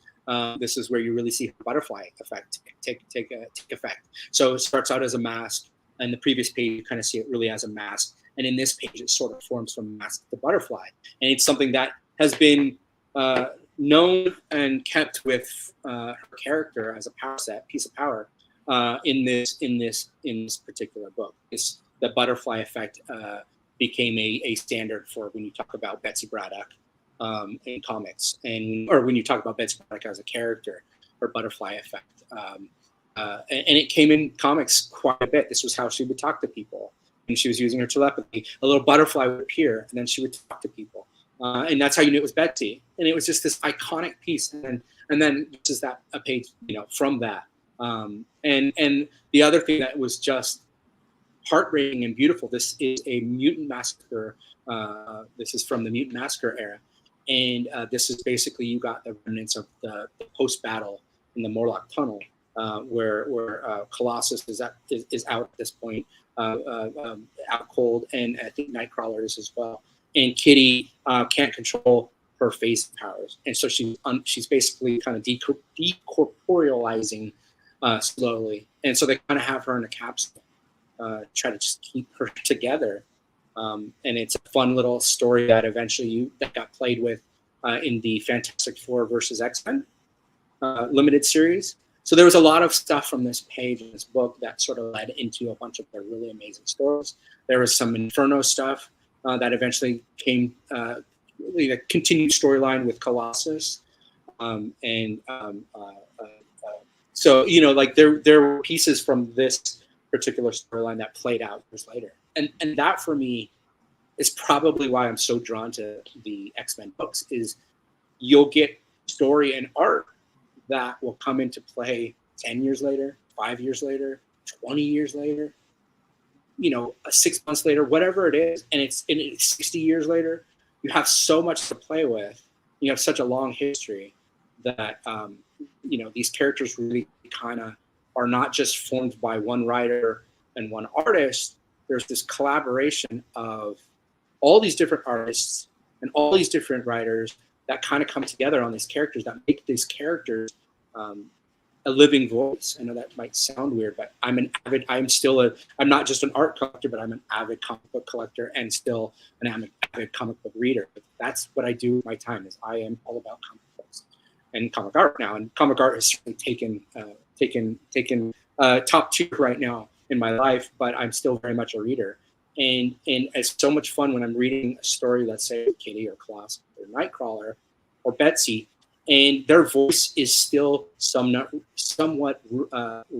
like there's resonance, there's remnants of what their voice was 20, 30 years ago. To see that carry over is 40 years ago. It's really fun. And that's when those characters kind of come alive. Like I literally hear their voice, they have a voice. That's when I can tell I'm reading a good book, is when the characters have a voice that it just in my brain automatically has. And with the X-Men having such long history, these things come alive. And so this is one of those pages where you have just absolutely beautiful storytelling and also really sad storytelling. And I tend to really like the sad stuff. Yeah, no, it's a beautiful page, definitely. Dan T has schooled Jason just a little bit. So he said 3 injured X-Men become Excalibur, and then he said, well, the third was supposed to, but they detoured him to Dallas. But no, fantastic page, man. Really, really, really awesome. Dan T's an artist in his own right. Did you know that? I didn't know that. That's actually fun. Yeah, there's T-shirts that he's done. He's a serious artist, man. I think I heard you mention that a few times, but I didn't realize it was the same one that I've been interacting with. That's great. Yes, bootlegging is a habit. Is Dan. Let's see here. Now the next page, we finally get a Silvestri here, and this is actually a Wolverine page from issue 40. Dan Green inks. Yeah. With Silvestri being one of those artists that, again, I absolutely love what he did with the X-Men. I love the X-Men that he got to play with. And he also had his hand in a bunch of different books. And, his Wolverine run was probably one of my, he and Kubert, Adam Kubert's run in Wolverine were some of my favorite stuff. I really, really enjoyed their work that they did. And this one has it has this character that has become, in some weird way, near and dear to me. I really like LCD, and she's such an odd character, and the storyline that is happening in this particular era, it's just fun. She's born and created, I should say, and made to basically blow up and kill Wolverine. She doesn't end up killing him. Ultimately, she does end up exploding later on. But at this point, it's sort of like reprogramming, and this whole era was just a fun thing because she's just cute little, sweet little girl in this pink taffeta dress, and but created to do a really harmful and horrible thing. Act like I'm going to bring fire, and Wolverine is supposed to go in and save her, and she's supposed to explode. And just the storyline of it it's so great, and you get an introduction of also an android version of Wolverine that is also really, really fun, called Albert. So this era of Wolverine was a really fun era, and in my comic art collecting, I was able to get a first appearance of her in issue number 37. So as she's being created, I have a first appearance of LCD. I didn't even know who she was until there was a video game. There was a Wolverine video game that came out in the 90s, I think. And they put her as one of the villains, and you're like, what? Why is this little girl a villain? Who is she? And it sort of became this thing, and then I kind of looked at her, and I reread these issues, and I saw it, and I said, oh yeah, that's right, that's her, that's this character. So she sort of became near and dear to me. And another fun thing on this page is Silvestri is one of the co-creators for Jubilee, at least for art-wise. And it's getting a Silvestri version of Jubilee. This is early in her creation at this point as well. So just again, a lot of fun stuff. The setup, the environment, particularly in this page and this issue, is really fun. You got some quirkiness from the LCD character. That makes it a lot of fun. And with Silvestri, I kind of have a weird little story with Silvestri, is that in working, so like after I had graduated college in 2001, I started my work in the film industry, but doing like very low independent features. And one of the projects I did was called All the Babes Want to Kill Me. And I remember working on that film. We were getting it was $50 a day. And, you did whatever you could to make things work. But it was like, okay, I'm starting to work on feature films again. This is a very independent feature. And one of our actresses on the movie was Bridget Ellen. And those may know who Bridget Ellen is. Bridget Ellen is Bridget Ellen Silvestri. She is Silvestri's wife. Not knowing at the time when I was working with her that was Silvestri's wife. Certainly knowing who Silvestri was, and he was one of the ones I was well aware of, and just the idea that I was like, oh, I worked with your wife. It was a really weird movie, a very fun movie, and I remember doing a pull scene, and again, we did whatever we had to make things work on set, and we needed to do a scene where she eventually gets thrown as are coming off, and all just sorts of weird stuff. Like she's a beautiful woman, and the story point is that this character eats paint chips, and he's looking for a girl named Marina Green, and there's like 5 or 6 Marina Greens in the area that he's looking, because he's trying to find his old lost love, because he's sort of exiled, and he thought, well, I'll at least go try to find this woman I loved growing up, see if she still exists. Maybe she can get over the pheromones and blah blah blah. So this is one of the Marina Greens that he discovers. And she played Marina Green, but again, she in the scene, she's just trying to attack him. She takes something from a barbecue, kind of goes after him and tries to attack him with it, and she falls into the pool. Then she actually gets up over the pool, and she's kind of over him, and she's about to punch him. Well, again, we don't have, like, we're filming, we do whatever we can to film. So they're like, hey, James, we need you to lay on the ground. We need to be able to get height so we can get her to get Bridget higher, so we can do an undershot so she can be over. So for me, I had to kind of crouch down and just kind of be a lift for her to basically sit on top and then punch. So she is over me, and she is basically, the camera's right next to me, and she is just punching. And so it's funny, just like, oh, and then that is Silvestri's wife. So it's just one of those fun things that I discovered later on in life. And I saw him. this last Comic-Con and I mentioned it. And he was gracious to say, "Oh my gosh, we still watch that movie for fun. Whenever we need a laugh, we'll watch All the Babies Want to Kill Me." So. Well, sticking with Wolverine here, we have a page from 75 with an overlay. So I kind of put them side by side so people could see. And this was Adam Kubert's first issue on Wolverine, and it's the Fatal Attraction era. Mm-hmm. So this is just a massive story point page. I was able to get this on one of the auction sites, and this was just after he had his medal ripped out, and so he is not doing well. And Professor says, "I need to get inside his head and I need to calm him down because he is going to die." And you just got these reactions from the characters. It's just such a fun set, and it's a big piece of one of the artists when you think of Wolverine is Adam Kubert. He is one of those artists that took these stories and just drew some amazing art. He's one of the top-notch artists for the book. The Kubert brothers are some of my favorite artists. Andy more so than Adam, but this was an Adam piece that I just like when it came up, I had to get it. There's just a bunch of characters that are really fun over Moira in that upper right panel, and then with the onion skin, it's fun to just kind of see part of the process, not understanding how certain things are done, but seeing now it's like, oh, in the reflections we're going to use this onion skin, and we're going to put the basically the reflection of Jean Grey. This is sort of reminiscent when she becomes the Phoenix. Like this is when she's dealing with the shuttle and kind of falling apart with that. So it's got a lot of little fun pieces of history with it. Amazing character art, big storytelling piece.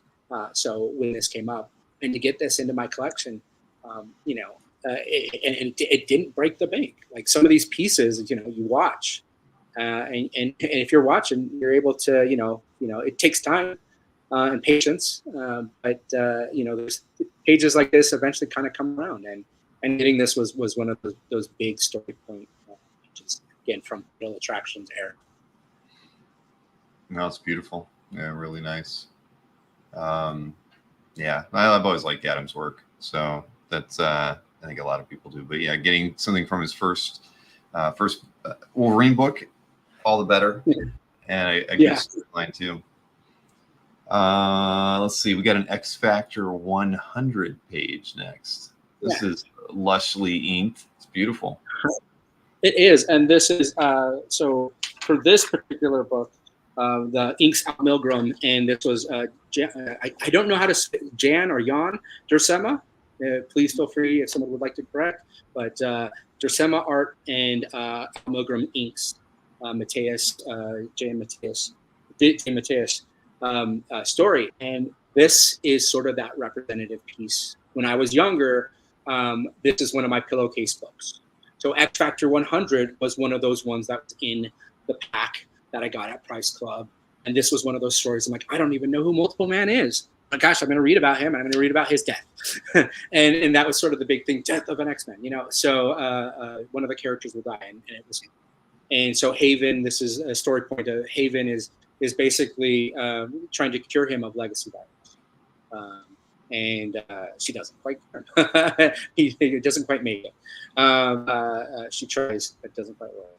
And so this is just, Dersema is one of those artists, and Milgram's inks are just their combinations in this book. Mini books are just absolutely fantastic. Rich, deep. I love looking at all those details on these images and seeing what they did. And the line work is absolutely fantastic. And it's one of those big story points. This is the part of the page where Jamie Madrox dies.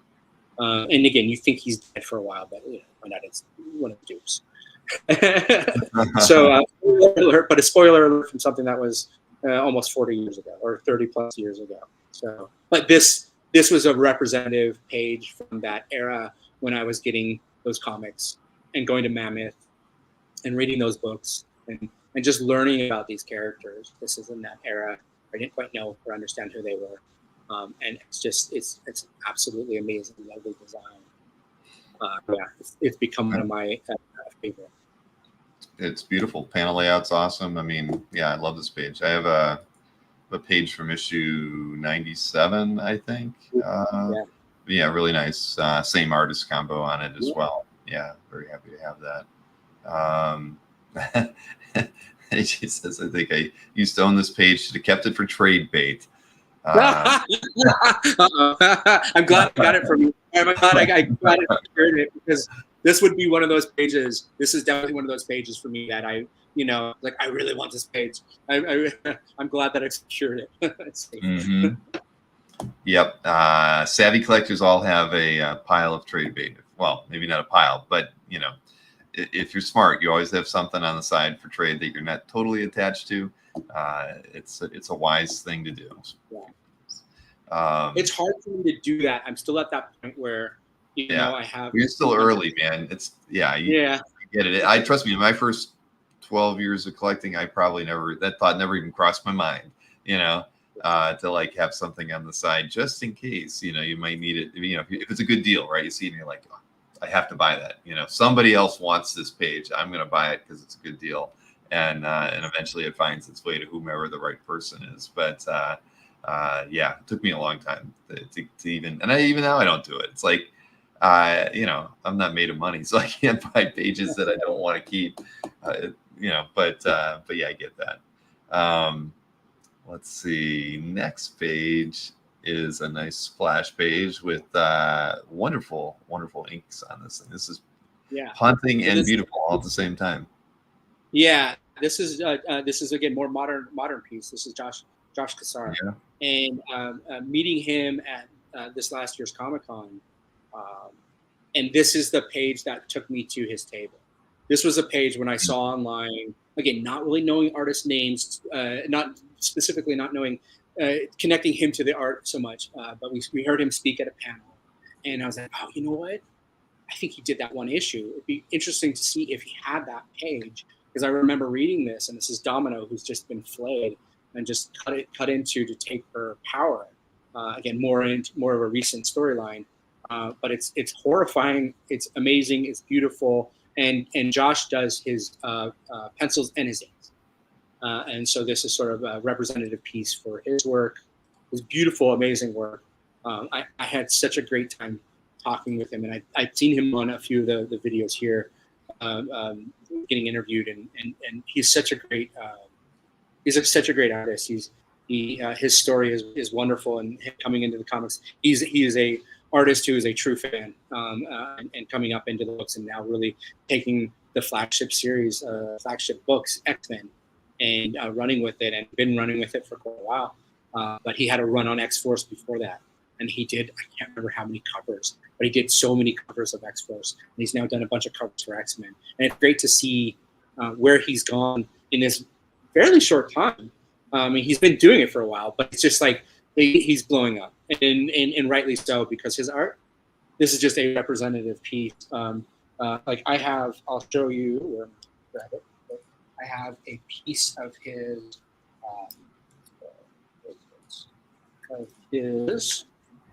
art that.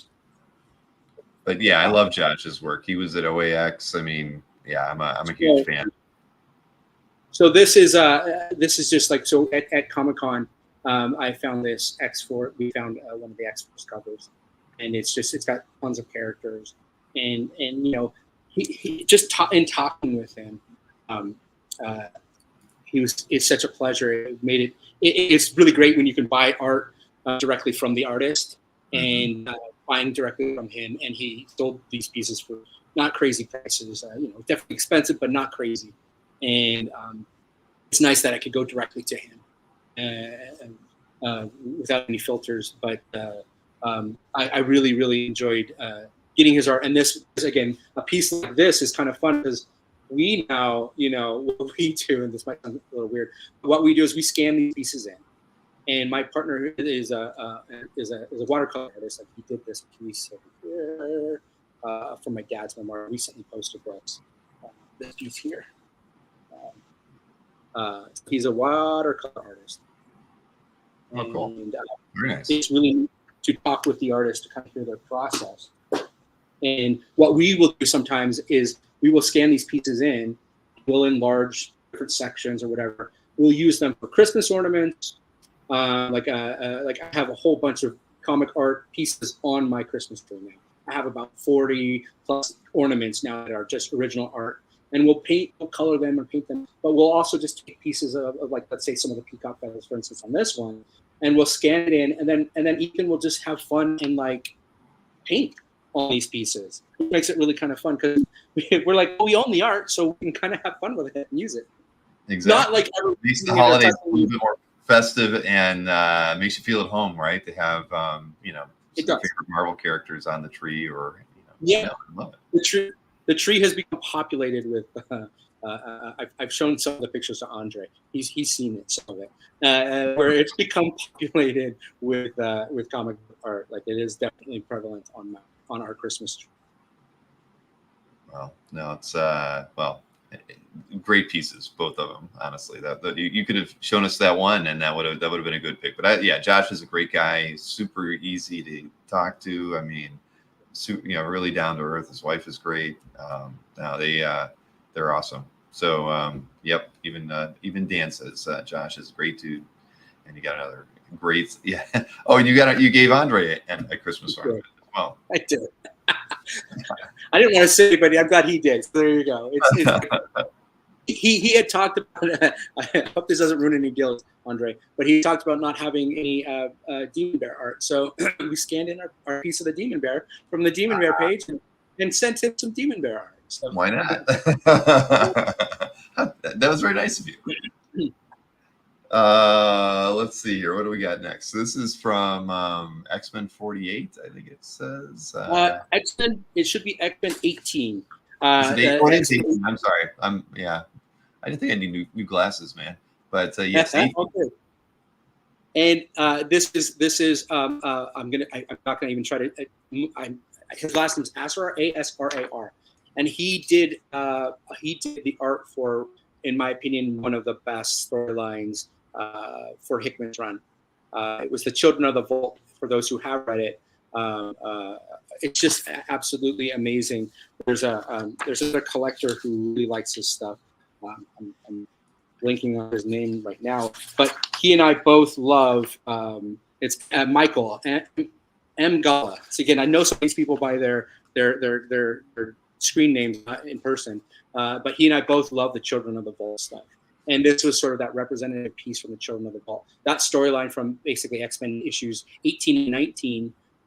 It's just one of the best recent stories that I've read recently. It's a 2 issues. You can just take the 2 issues and just read them. They're amazing. 3 characters are sent into the Children of the Vault's era time. Their vault basically. And they have to go through it's Sync, it's X-23, technically at that time Wolverine, Lowell Kinney, and Darwin. And they go in there, and they're the ones that can survive through these massive time. I don't want to say time lapses, but these time through speed through time, and they're there for hundreds of years. And it's a wonderful storyline, and you see them as they adapt and go through, and these things that happen to them, and you kind of get to see them as they have to go against these Children of Vault characters, go from generation to generation to generation.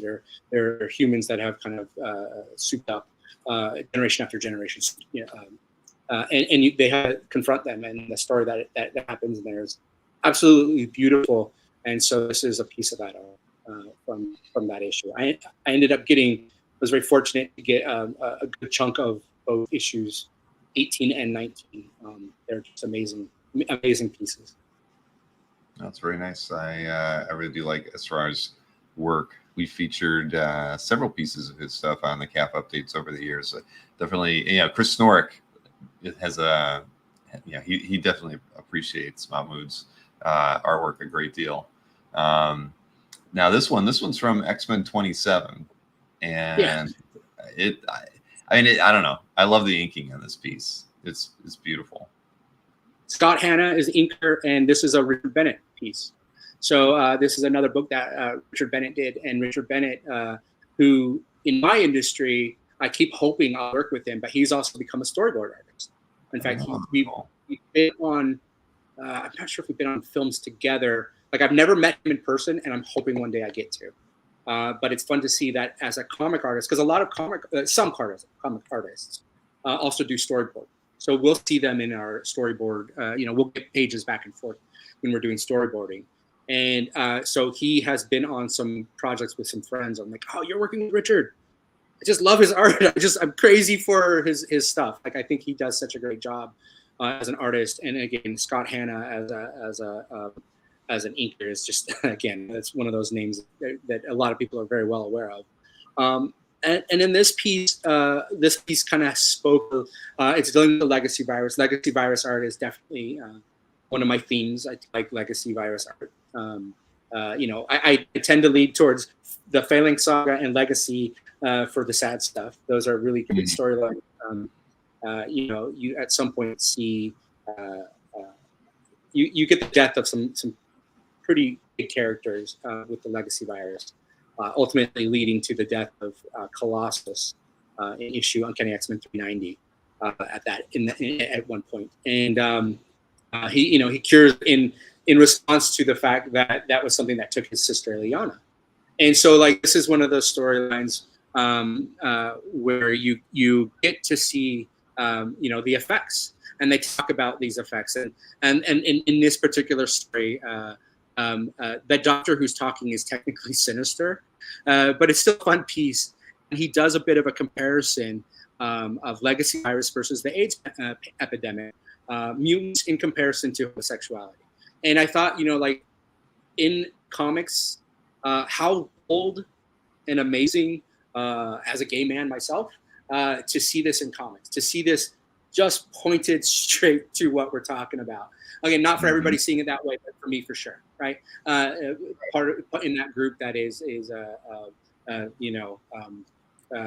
affected, let's say, and to see such a direct parallel comparison in comics, where if you talk to anyone outside of the comic book who's not reading comics, they'll think, oh, comics are for kids.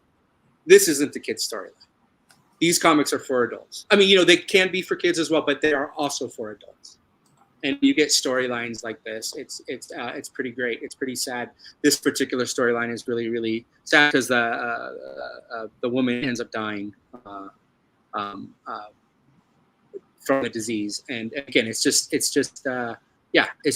a really big story piece and piece to that bigger puzzle.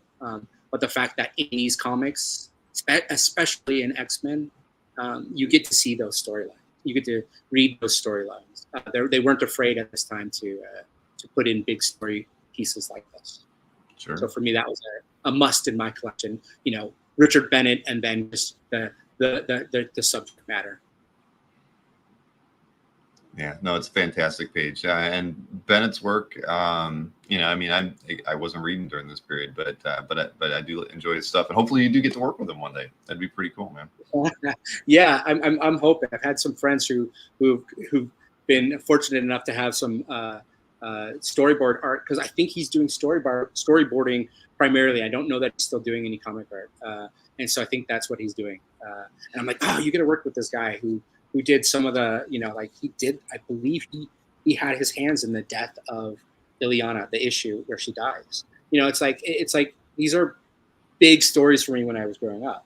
And he did one of my all-time favorite books, which I think you'll get into. Well, this next page is by Andy Kubert and Matt Ryan inks, and it's fantastic.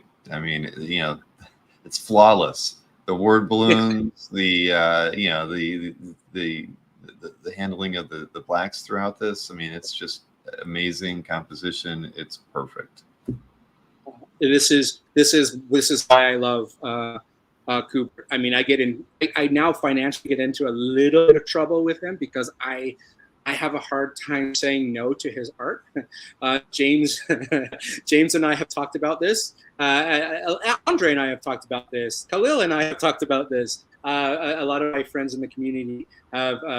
We have Victor Vizier We have talked about the chase and this particular stuff. Dan T, another person I've talked to about this. Jason D'Ambrosio. Like this is art where I get in trouble. I have a hard time not chasing past the number because it's just his art for me is he's doing some of the prime storytelling for the Quan and Psylocke story, the revanche, I should say revanche Psylocke story. So for me, it was it's history pieces and amazing art. Structure of this page in particular with Matsuo, and this is Quan in the body of it's Quan in the body of what you know as Psylocke. So it's an absolutely it's just beautiful, absolutely gorgeous, and Spiral, that bottom piece with Spiral and the story that is being told with that is just absolutely amazing. I really was connected to these issues. These were early, so I would say at this point now I'm in my youth. I am now reading these serialized comics. I am now at the comic shop weekly, if not monthly. Reading, getting them and going home and reading. So this is of that era where I'm collecting. Well, I mean, you did very well by adding this collection. It is gorgeous, man. It really is. And when I got this page, I do remember. I think I got this one on. I got it on Comic Link. And when I got it on Comic Link, like it was at the time, it was still a good amount of money, but I think it was still under $2,000. And now, if you're going for his art, you might be spending $10,000. So it's just like I'm so glad and fortunate that I got some of these pieces when I could get them. I feel like I came in that era where I really wish I was collecting comic art in the early 2000s or at least the 2010s, but I came in toward the end of that. And I think I kind of came right at that cusp before things, for me and my level, became out of reach.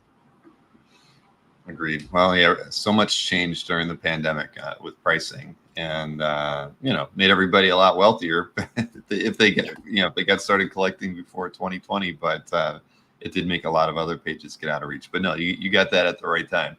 Now this next page is the one I was talking about earlier. The time they spent at the X-Men mansion. I mean, the one and only time you're going to see Wolverine's claws come out of a baseball mitt, right? Yeah. I mean, I love this page. It's I know it's a fill-in page and all that, but it doesn't matter. I mean, or an issue, right? I mean, it just it was they had a gap, and so they had the story was in the bag, and so they ran with it. But I mean, I've always loved this page.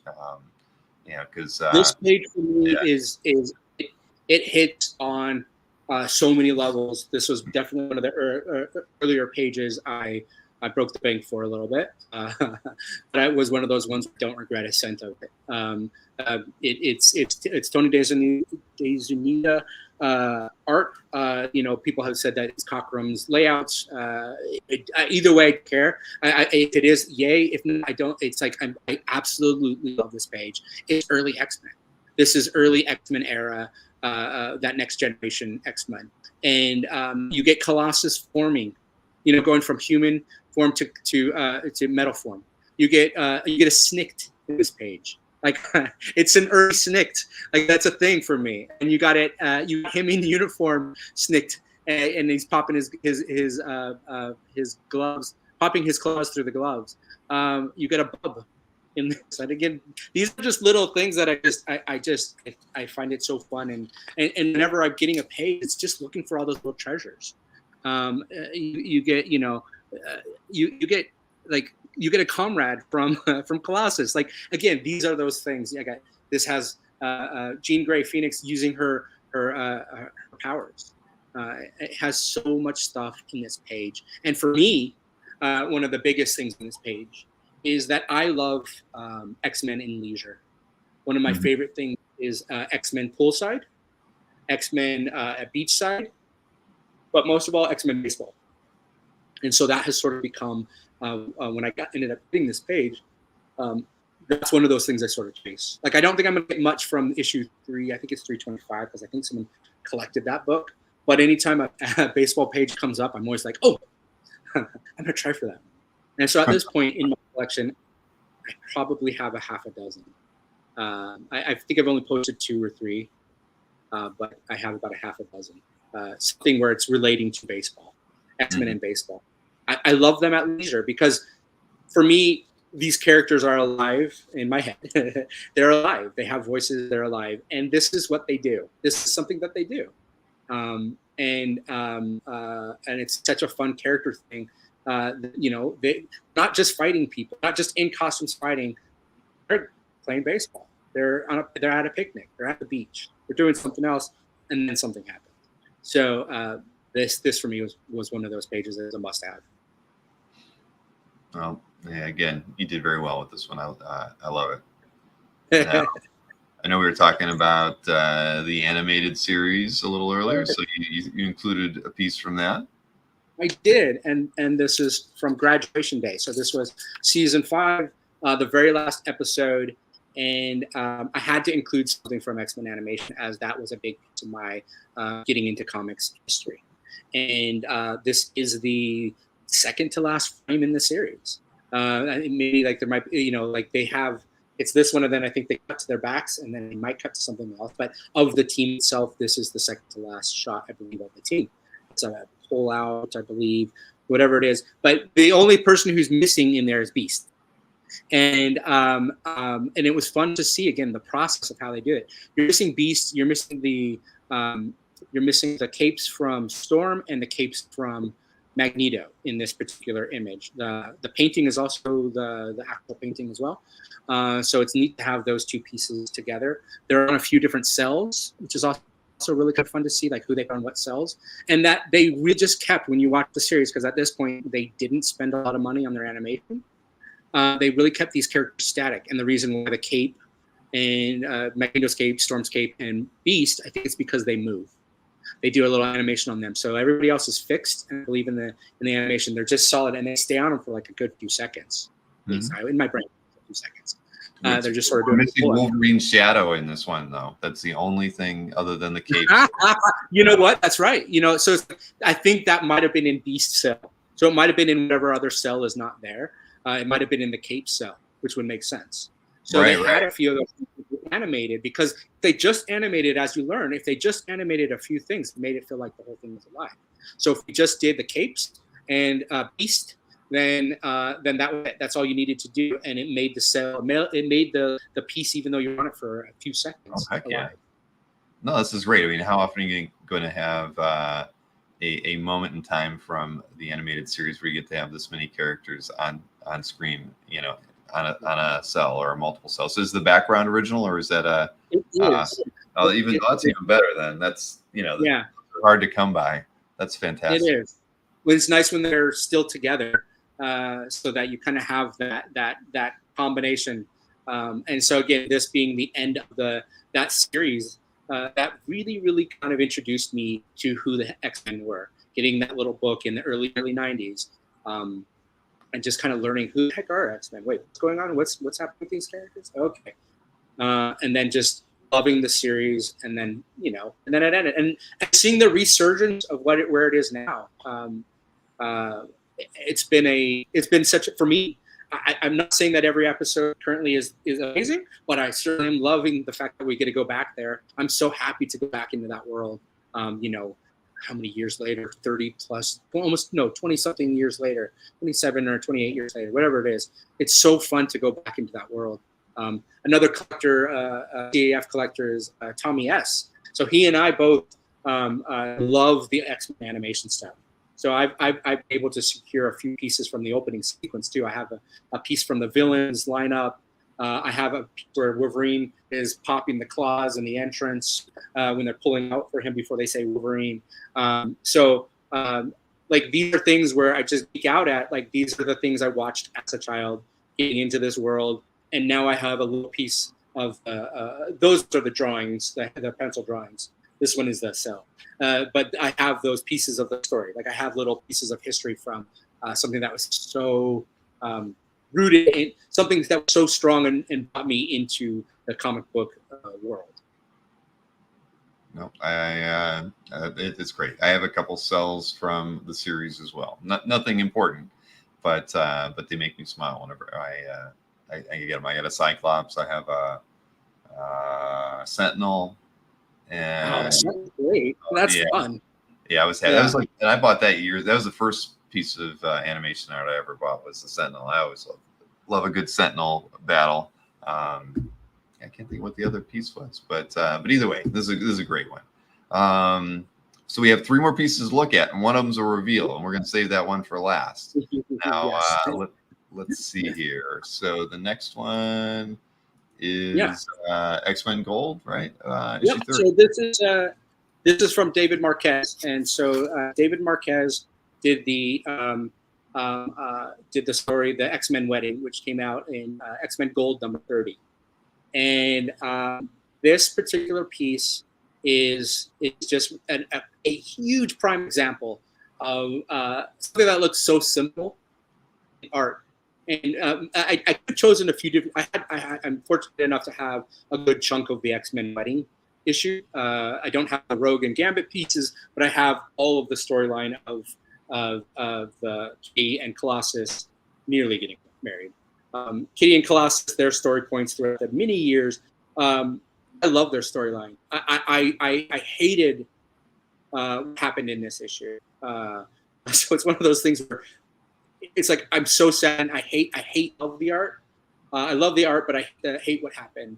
And hearing that, again, they had to make certain choices when they were making this, because hands were tied. I think it's Guggenheim is the writer, and he had later mentioned that they were never going to allow Kitty to get married in the X-Men because they needed her to still be young and innocent.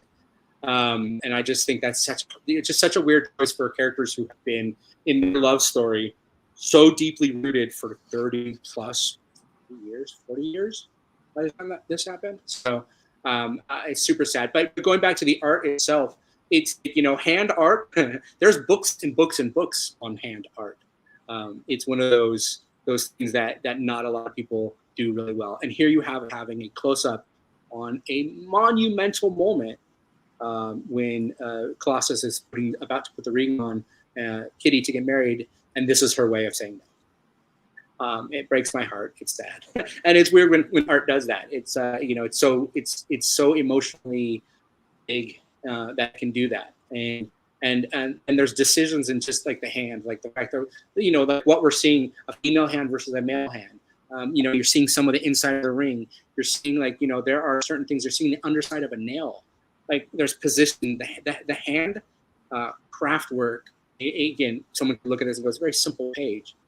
It's incredibly difficult work to do to make this be such a substantial page. And again, it's why I needed to have this in my collection. It's why I wanted to bring this piece up, because it's such a substantial piece. No, it's a tough image, right? I mean, for those two characters, but very well done. And it's not a cover, actually. That was an interior page. I saw, what was this? Page 19. So a splash page toward the end. Let's see. For those that don't know David Marquez, his character art is for me like Koipel, Kasara, Asrar. I think that for me, those are the top 4 current artists. Their character work, how they draw the women, how they draw their men, their character faces and expressions, absolute gold. Top-notch artists for current. Well, this next one. This is yeah. Who's the artist on this one? Because I couldn't remember. It's Richard Bennett. Okay, all right. Well, yeah.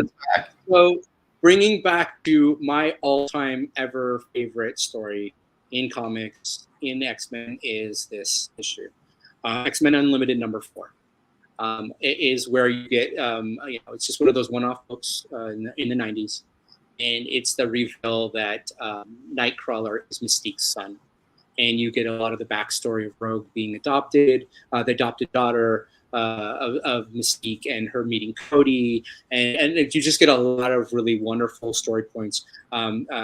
Braden Creed. You find out that that's also Mystique's son. So you have a lot of really fun family. It's called relativity, or theories of relativity, I think is what it's called, is the issue. And it's all about how these characters are related, how they find out that they're related to each other. In this book, you get the story point of Rogue and Nightcrawler kind of calling each other brother and sister. It's absolutely amazing art. And Richard Bennett was the, let me make sure I got that right. Richard Bennett was the artist, and the inker on this one is Steve Moncouse. Story by Scott Lobdell. So Moncouse's inks on Bennett's art, and this is one of those issues where I want to own the entire book. I don't think I'll ever will, but I just love this entire book. At this point, I think I have about 18 pages from the book. Oh my! Yeah, it's one of those books. When it came on, I was just like, I love every page of the book. It's such a great story. You don't have a lot of the X-Men in it. It's really just Forge, Nightcrawler, Rogue, Mystique, and that's it. It's a simple story. You get the origin of Nightcrawler being born and kind of being thrown off the waterfall. And in X-Men animation series, this was one of those really amazing storylines. They did it in an animation, and they really kind of adhered to some of this story. And that was great, because it's like, oh, I now have, the comic that inspired some of the animation, having some of the art. It's pretty fun. So this is one of my all-time favorite storylines. I love Rogue. I love Nightcrawler. They are the part of my top 3 favorite characters. Well, it's amazing that you have that many pieces from this story. It's fantastic. So we're down to the last piece. This is a reveal piece. Now, when did you get this piece? I think I ended up getting this at least a year or so ago, I believe. So you've had it that long. All right. Yeah. I have some pieces I have not, like certain members in the community know I have certain things. As we talk about stuff, and then again, when things come up for bidding, or, hey, I'm going to go after this, I'm calling dibs. So this was one of those that I checked in with everybody that I knew that had similar interest. This is a huge monumental piece for my comic book collecting. So yeah, let's reveal. I haven't posted this one yet, so this will be. All right, here we go. This is Uncanny X-Men 218. I am wearing the shirt from it. That's part of the reason for today. So I am wearing the Art Adams cover 218 on my shirt, and inside is Mark Silvestri. This is Mark Silvestri's first issue of X-Men, and he had one of my favorite and best ones. And this is when some of the team basically starts to form. You're getting a lot of those, as we called it, all those pretty girls are joining together, and Longshot. And sort of in this page, you see that. You see they have just done a battle with Juggernaut, and they're kind of coming into their own. And this is just a page that shows it. Again, you have as we looked at, you just have a lot of stuff that there's a little bit of, like, Rogue has a little bit of David Bowie-esque to her. It's just funny how often I have seen stuff that's like David Bowie, but it's just of that era. Psylocke is absolutely, Betsy Braddock. Psylocke is absolutely beautiful in this. You get Dazzler, you get Longshot, you get these wonderful characters, and then in the upper right panel you get the defeated Juggernaut being hauled away, and then in this they kind of mention forming a team, and then it's this team that ultimately goes to the Outback. So that is sort of that start of the Silvestri team and that Silvestri era of X-Men, which for me is one of my favorite eras to read, as you get some amazing storylines from him. His art is amazing. The writing is fantastic from Claremont. It's such a fun era of comics. You get a lot of individual stories, which I really, really, really love. But this is sort of that formation of the Silvestri era X-Men, which for me is one of my top group of X-Men. I just love all those characters. I got Rogue and Psylocke together, and that for me is just absolute gold. Yeah, no, this is a great page. I mean, I didn't read these when they came out, but I've got a page from 240, and I like Silvestri's work a lot. I mean, during this period, it's just he's I don't know. There's something about he's a very good storyteller, and I like I'm envious of this one. So congrats, even though you had it for a year. Yeah, it's the official reveal to the site, and then there was I have another quick little reveal I'll do. Sure. There was the X-Men. The Silvestri was brought on to it was like the X-Men 60th anniversary, and they did a whole talk, and they brought in a few artists. And one thing that he said in that interview was, they asked, hey, what was one of your favorite things to draw? What was the thing you remember? One of the things you remember the most? And he mentions the Inferno. I mean, Silvestri Inferno is it's just some of the best, for me, some of the best comic art, other than, like with Kubert's Psylocke stuff and Quanon stuff. But Silvestri Inferno, hands down, is probably some of the best, for me, some of the best comic art. And one of the things he mentioned in that interview when they were talking to him is like, well, I think he's like, one of the most memorable things I drew, or one of the things that was most fun to draw, was when during Inferno, the mailboxes started to attack like humans, and like fire hydrants were attacking dogs or something like that. And that was another thing that I was able to secure. Where am I? So again, I haven't posted this yet either, as another little reveal, but I have a Inferno. And again, as something I will at some point post, getting an Inferno page is just, again, not something I ever thought I would do. It came up, it made sense. And so I went hard for it. And again, some of the people on here know that I went hard for it, as I was like, hey, I think I'm going to go for this page. Back off. And again, everybody has been so friendly and wonderful when you're collecting art. They're very, all right, you're good. I won't fight for you for it. It's so wonderful to be in a community that Bill, I have to say for you, you've created this community in lots of ways. I really do look forward to at some point going to OAX to actually seeing some of these people in person, because I've only ever really seen them through here. So I really look forward. I hope you do get to. Yeah, OAX is a lot of fun, and I think it's definitely CAF centric as far as the attendees that come to it. So. I wish I could enjoy it as much as everybody else did, but next year I plan to. Hopefully. I like Jason's comment where he says it's Dan Green, all you people secretly like. And it's true. Dan Green was pretty incredible. As an inker. He's an amazing inker. I mean, look at him, and there's again, Al Milgram, Scott Hanna, Dan Green are like, again, those are just three off the top of my head. They're amazing inkers. Like, it's funny when I look at my artwork and I start looking at who's doing what. I'm like, you click on a name and you're like, oh, I have 30 or 40 pieces or 20 pieces from them or something like that. I like their inking, clearly. Exactly. No, well, that's cool, man. I mean, this was fun. I knew, because I've been looking at your CAF Gallery for a couple of years. So I don't know why your name popped up in the list, and I was like, we got to work this out. So I'm glad we were able to make this happen. And I mean, the thing is, you figure in a short period of time, less than 5 years or maybe 5 years, you've amassed, an amazing amount of artwork. And that's, in a title that's highly sought after, lots of competition in it. So that's impressive.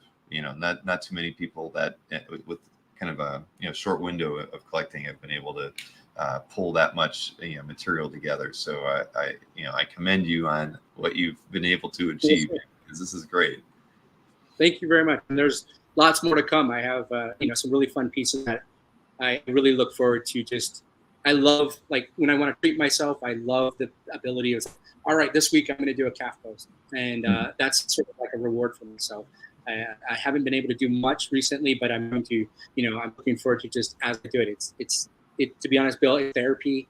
It's, I just love the community of people that I get to interact with. They have become, like Andre specifically has become a real great friend of mine outside of this outside of this world, and I look forward to meeting many more. And it's a community that really thrive on the site, and because of something that you do, and things like this. Like, to be honest, I when I'm not feeling well or whatever, I can go and watch one of the videos. I watch one of the interviews. I watch the dueling dealers. I see the people that I've had interactions with, and then I get to see them live on video or whatever it is, doing dueling dealers or something. And it's really such a treat to see this community come together, and I really, really look forward to at some point meeting more of them. Cool. Well, it's yeah. I mean, CAF filled a void for me that there wasn't a whole lot out there early on. But as far as the community happens because it's a fun group of people to be involved with, right? I mean, that's like the best part of the hobby, outside of getting to interact with the artists and say people, like you said, even from the first piece of art that you bought, you actually interacted with an artist just to make sure it was legit. And there's not too many hobbies or things that you can get involved with in your life where you can actually connect that closely with the creators. And it's something that I really I've always appreciated. And I think that's why OEX was so much fun to do. It's like I'm doing my first in-person show where you actually get to put the creators in front of collectors and be a part of it from that side of things. But yeah, no, I do appreciate hearing that, James. I really do. And this is I've fun. become friends with, like, I just mentioned two more creators or three more creators that I've become really good friends with outside of the art community. Jack Foster, who does a series called Gun. I posted a piece of his stuff. He's an amazing artist that I just absolutely love his work. He's an amazing artist, and he's become a longtime friend of mine. And another guy named Ed Luce, who does the Lovable Oath, is now he's doing other stuff now at this point. But this was from Love Is Love, Eisner Award-winning anthology book. These guys have become some of my closest friends in my life now. Like, I've known them for quite a while, but they do comics, and it was fun to see stuff through, but not again in collection so much, but in the real world.